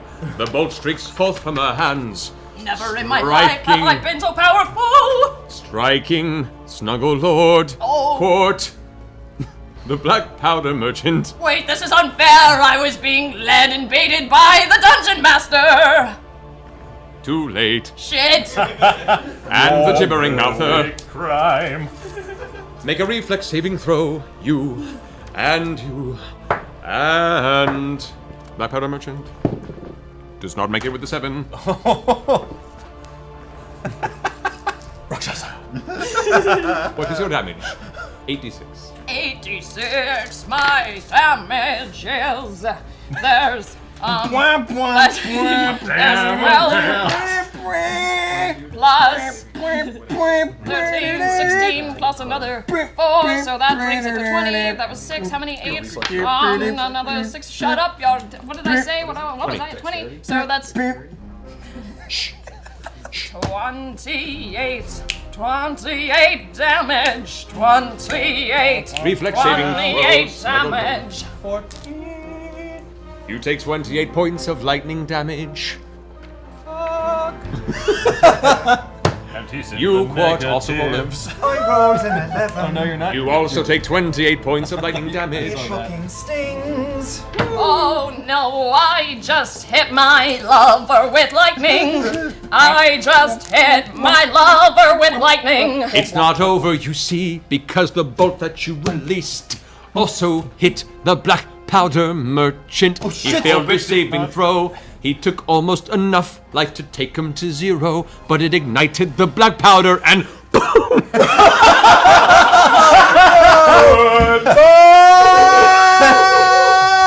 A cavernous explosion rocks the cavern. I need another saving throw from all of you, except for Edna Is this and your Dex? son. And me Is too, this right? Dex? It is. I mean, there's like a I thing. just want to point out this Doesn't was a matter. suggestion Radius. from the Dungeon Oh, Master. What modifier do we add? It's your dexterity saving throw, so add your dex. I don't know how many spells. 21. All right, what did you roll? Still wolf. Oscar, what did you roll? Ulfgar, what did you roll? Oh, what did I roll a saving throw? What? Yes, roll a dexterity Roll a saving throw. D20, you fecker. Alrighty. I rolled a 13. All right. And I rolled a 14. I rolled a 13 and Gary rolled a 12. I didn't have to roll. Please remember I have evasion. Yes, you do. Oh, thank right. God. Anyone who rolled lower than a 10 just took 21 points of fire damage. So glad we leveled. Oh no, is he unconscious? Snuggle Lord. Super dead. Snuggle Lord is unconscious and currently dying.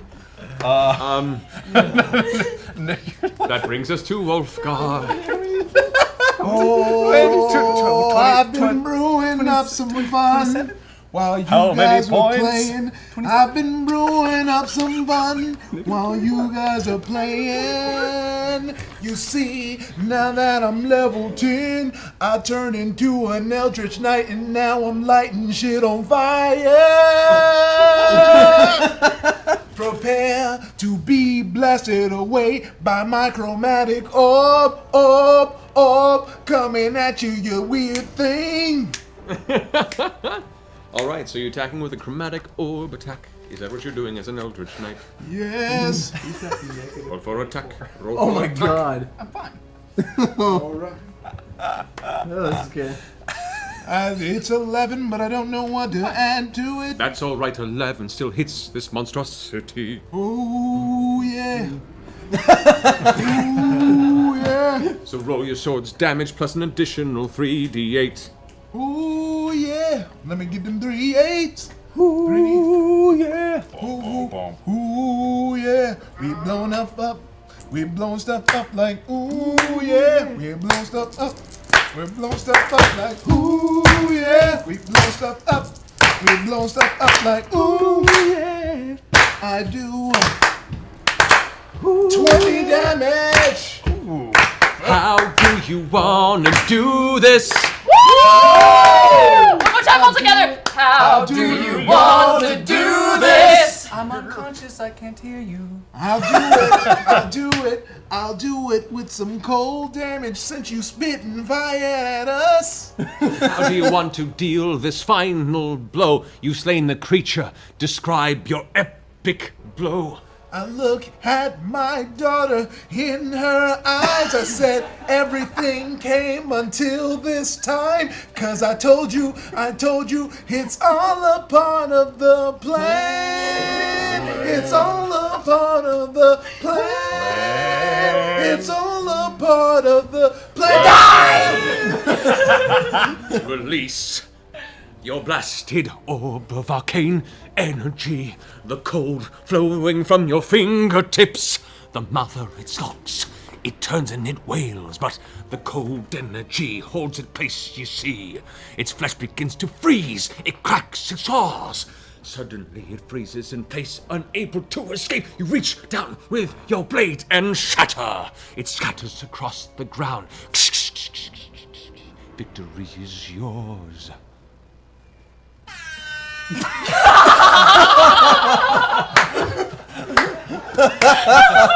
That wasn't even Lucas! I think that means we don't have to sing anymore. That's. Is it done? And the musical is complete. You guys have completed a round of combat successfully in the musical. The battle is won. Where the fuck are those donations? Like, seriously. I'd just like to point out that he's at negative 24 hit You don't points. have to bring that up. But go ahead and roll a death saving throw. Now that you mention it. Oh, he's doing this all. Yeah, Roll a D20. 20. 20, sorry. Yes, roll D20. Peace form while he's doing this. Okay. What's that? It's 17. Okay, so you're fine. You're not bleeding out yet. So you guys all sit there and look about yourselves in your sex-changed forms, except for Edna. The snuggle lady lies You on the know, ground I have bleeding out. never seen a party of more strong and powerful women. I just want to say that. Well, We're like the I'm Golden dying! Girls. I know, we are like the You're Golden dead. Girls. I'm Thelma and Louise. I changed out of beast form and I straighten out my skirt. Okay. And I walk over to dead Snuggle Baby and do a cure wounds. What are you doing to that baby? All right. I make out with my girlfriend. We make out a little bit. As you heal Snuggle Lord up, you look about and you look down, and the gibberling, which is slowly, turn to this frozen, shattered mass as it begins to thaw over the next few minutes as you take a moment to kind of take care of your wounds and such. You see there is the arm and the part of the face of the assistant you were seeking there on the ground. Oh, that's sad. Oh, right, the whole reason we came here. Wait, the assistant you came here to seek. There are parts of his body there on the ground. Oh, left we over. found him. What about There he is, and there he is, and there he is, and there he is. What about Black Powder Boy? What about Victor? Is he nowhere to be Victor's seen? still alive. Oh, he's dead. Did he die, right? Victor exploded. No. There are a couple pieces of the assistant. There are many pieces of Victor. It's raining men, or was he transformed as well? I never heard him sing. That's a good question. Spell of However, restoration. at this moment, you feel a shudder of the room. Oh, for feck's sake. You look over your shoulder. It's a Goliath. And you see now coming down the hallway these two giant leathery red hands kind of pulling its way through the hallway. Oh no. Oh, that can't be good. As demon. a demonic pit fiend pulls its way down the tunnel behind you and goes, Where is Salty Pete? He's not here. I draw a card and play it. Oh, shit! Oh shit! Do I see him doing this? Because I backed the fuck away. It's too fast. Damn it! Go ahead and pull a card. The Queen of Diamonds. Is that a new one? Yep. Oh shit! It's the Fungus Queen from down below. You are granted the ability to cast the Wisp spell one time. Oh my god! Oh my god! You get the wish spell once. You can't fuck it up! Wait, hold on a second. So, as you pull the card and look at it, you feel suddenly the grace of the gods enter your mind, and you see the face of that Reika woman who appeared in the forest earlier, and she goes, I grant you the last of my power. Oh my One goodness. wish to save you in this instant. Choose wisely, and the vision is gone. And you look down in your hand, and you see a single pearl pulsating with energy. Infinite possibilities there in your hand as you see, and I'm going to pull up a picture just so you have an idea of what you're about to face. Standing about 15 or more feet tall, this thing coming down the hall. It's from Fantasia. It's from. I quickly whisper, careful what you say. Would you like any advice? I know you're quite shut dumb. up! No. You're quite dumb. Would you like... I wish that the pit fiend was transformed into an adorable, harmless puppy, that Victor was reassembled, and that the assistant was also reassembled into a living person, and also that we're paid 2,600 gold. That was a very clever thing to say. I'm impressed. The pearl vanishes from your hand. This cold wind begins to blow throughout the tunnel. The pit fiend goes, I will destroy and turns into, what were you asking again? A harmless puppy dog. This little puppy dog now comes running up to you and starts gnawing on your I ankle. snap its neck. And it falls limp in your hands. As you drop the puppy, the pieces of Victor begin to shake and slowly pull together.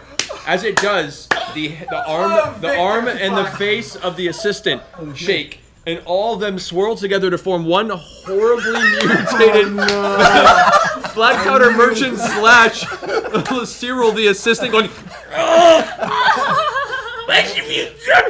me! It's just quivering in place with 3 arms and an additional face attached to it, covered in soot. It looks at you going, what have you done? Do you think maybe we could get more money for it now, since it's technically This is terrible. That is amazing. That is terrible. I used the wrong conjunction. Yes, you did. Oh my god. As you make your way back to town, carrying this moaning, horribly tortured entity right now that's like making speech itself is a pain. You make way back to town, this legion of female heroes, all level 10.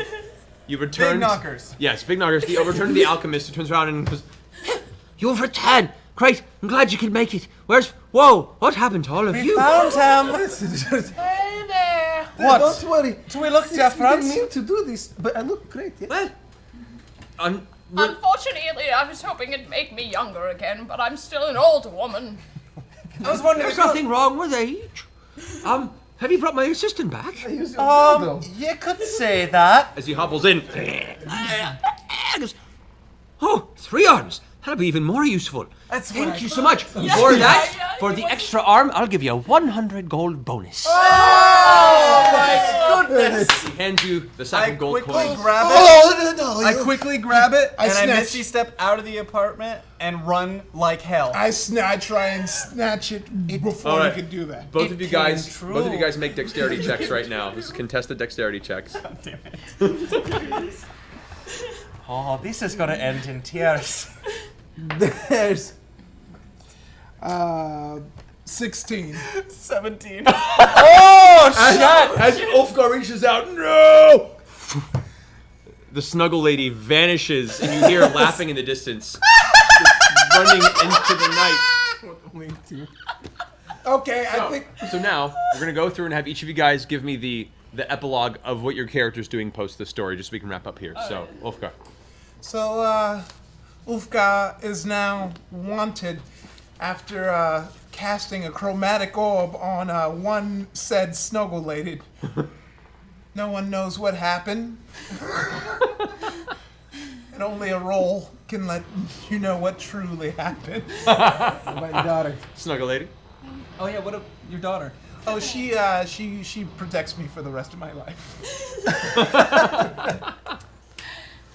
I am sitting on a beach somewhere on a far-off island with my little imp Lucas, chilling by the water, drinking Coronas. They have Coronas. Yes. The old Corona. It's an elven wine. My wife left me when I became a woman. Strangely, Raiko was only interested in men, so my wife left me.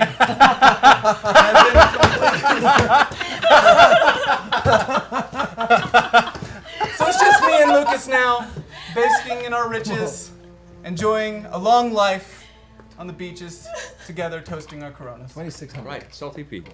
Well, I floated around for a while from town to town, playing the craps tables until I could win enough money to fill a Scrooge McDuckian vault in which I could swim around. But that wasn't enough Snugglord for me, slips, so falls, and wakes up and realizes this whole thing was a fever dream brought on by cheap ale that had gone off and poisoned him. So, after this adventure, you imagine yourself on the desert island. However, you suddenly wake up with a headache and realize, shortly after you hit with the chromatic orb, by Ulfgar, you conscious your money's gone, and you're left with a heavy bruise and a bit of a sore back end. Oh, Lord Chatham! Always Why? mind your flap. Why, Chatham? Why? Oh, my cold! 2600. You constructed your. Am I still married to a woman that doesn't love me because I'm a woman? Yes, that happened beforehand. Eventually, I repurchased my ship, the Obsidian Helen, and now I sailed the 7 seas as the cruelest sea hag that the world has ever seen, with my 7 fingers! 1 finger for each sea. Perfect. All right, Queludia. I change my. I go to the nearest temple and get a spell of restoration to return me to at least half self. Is it permanent? Unfortunately, it is a permanent incantation. I don't do that. I go and get. I went to Sass. Really southern. I went to Sass. I had. You know, I'm gonna finish this. Are wearing off. Fuck this. I'm gonna finish this with some sass. I moved to a different area and I just learned how to speak different, like the locals do. I got me a nice little dress in the last little college with my earnings, and I just get one with nature is all. All right. That's what I do. Well, Courtney, if she'll Say have your me, accent. court works fine. Court girl. Yes. If she'll have me, I ask Edna to marry me, and I'd like to raise badgers until she passes, and I carry on her memory. Edna. I happily accept Court's hand in marriage, but beforehand, I feel like I just need to get some adventuring out of my system first and You know, I hear there's this man. They call him. He's like a tiefling, and they call him something like the bounty hunter or the broker or something like that. And I don't know, maybe he's looking for more mercenaries, and I think I'll join up with him. I'll see you when you get home. And I donate some of the recovered money to cunty Quartz Badger Fund and make sure Quartz is well taken care of so she can care So they for weren't better. upset when you stole their money? No, 2,600 gold pieces goes an awfully long way.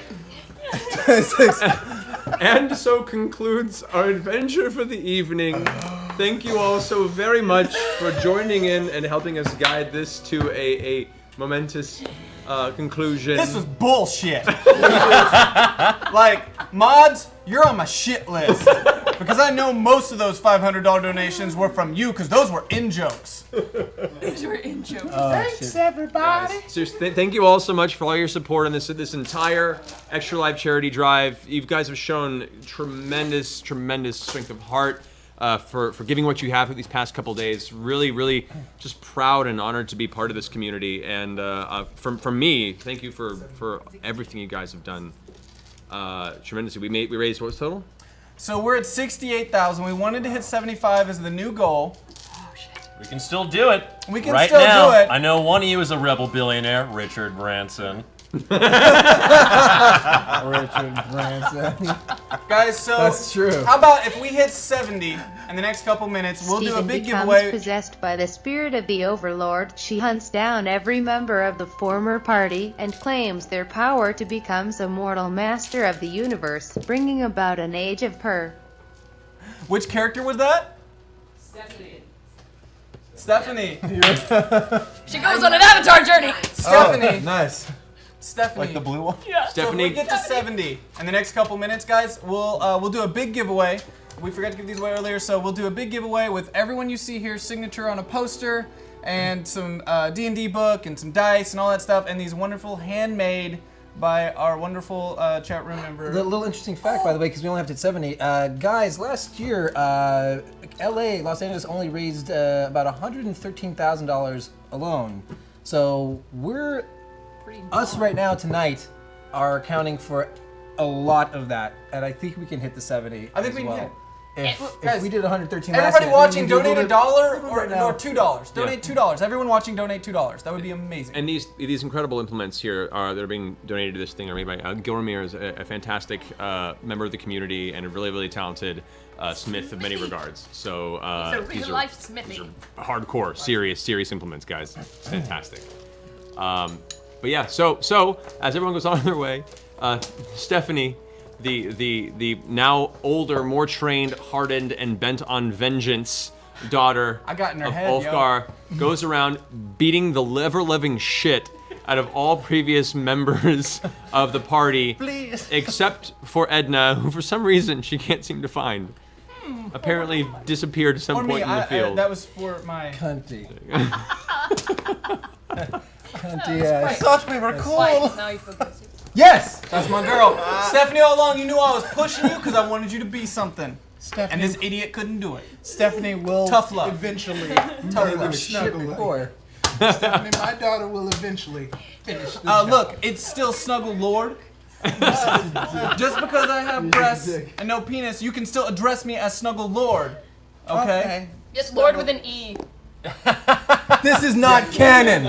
I just want to. None of this is canon. I want to take a moment here and say real fast too. For all of you people who are watching who are dungeon masters, let this evening be a warning to you to never include the deck of many things into your campaign. Because all that hard-earned time you've spent building your story, your world, your NPCs, an epic arc will go down in flames in a very short period of time. Guys, round of applause to Matt for dealing with that shit tonight. Woo! Oh, wow. That was unique. That was unique. I'm not gonna lie, when I told Matt about this idea, we thought the idea would be thematic to the past Vox Moronica story, where I could hear the chat room and it would help guide us along our way. But that very first $500 donation that came in said, little boy runs, or like little street merchant runs by, steals it and runs away. I was like, oh shit, that's how this is gonna play out. Yeah. And Matt ran with it, and kudos because that was. I thought the cows was nuts, and this was absolutely bonkers. Yeah, you guys are real creative. Wow. All right, I'm gonna check those donations one more time. Yeah.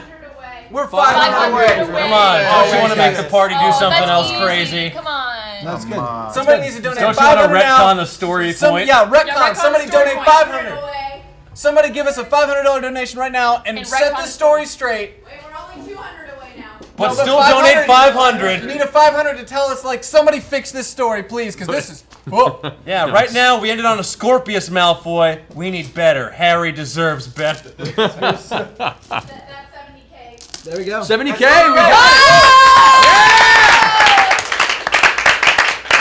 All right, guys. Amazing. Everybody active in the chat. No spam, please. You only have to be active once, and Lucas is going to draw for our big end of the night winner, and we'll make sure it's an awesome, awesome prize pack. It's going to include a lot of stuff we didn't even bring up. I promise you that. All right, Lucas, should we drum roll it? Yeah. Oh, I'm aware it takes him a little bit. That's I know. We're just gonna roll it. Dun, dun.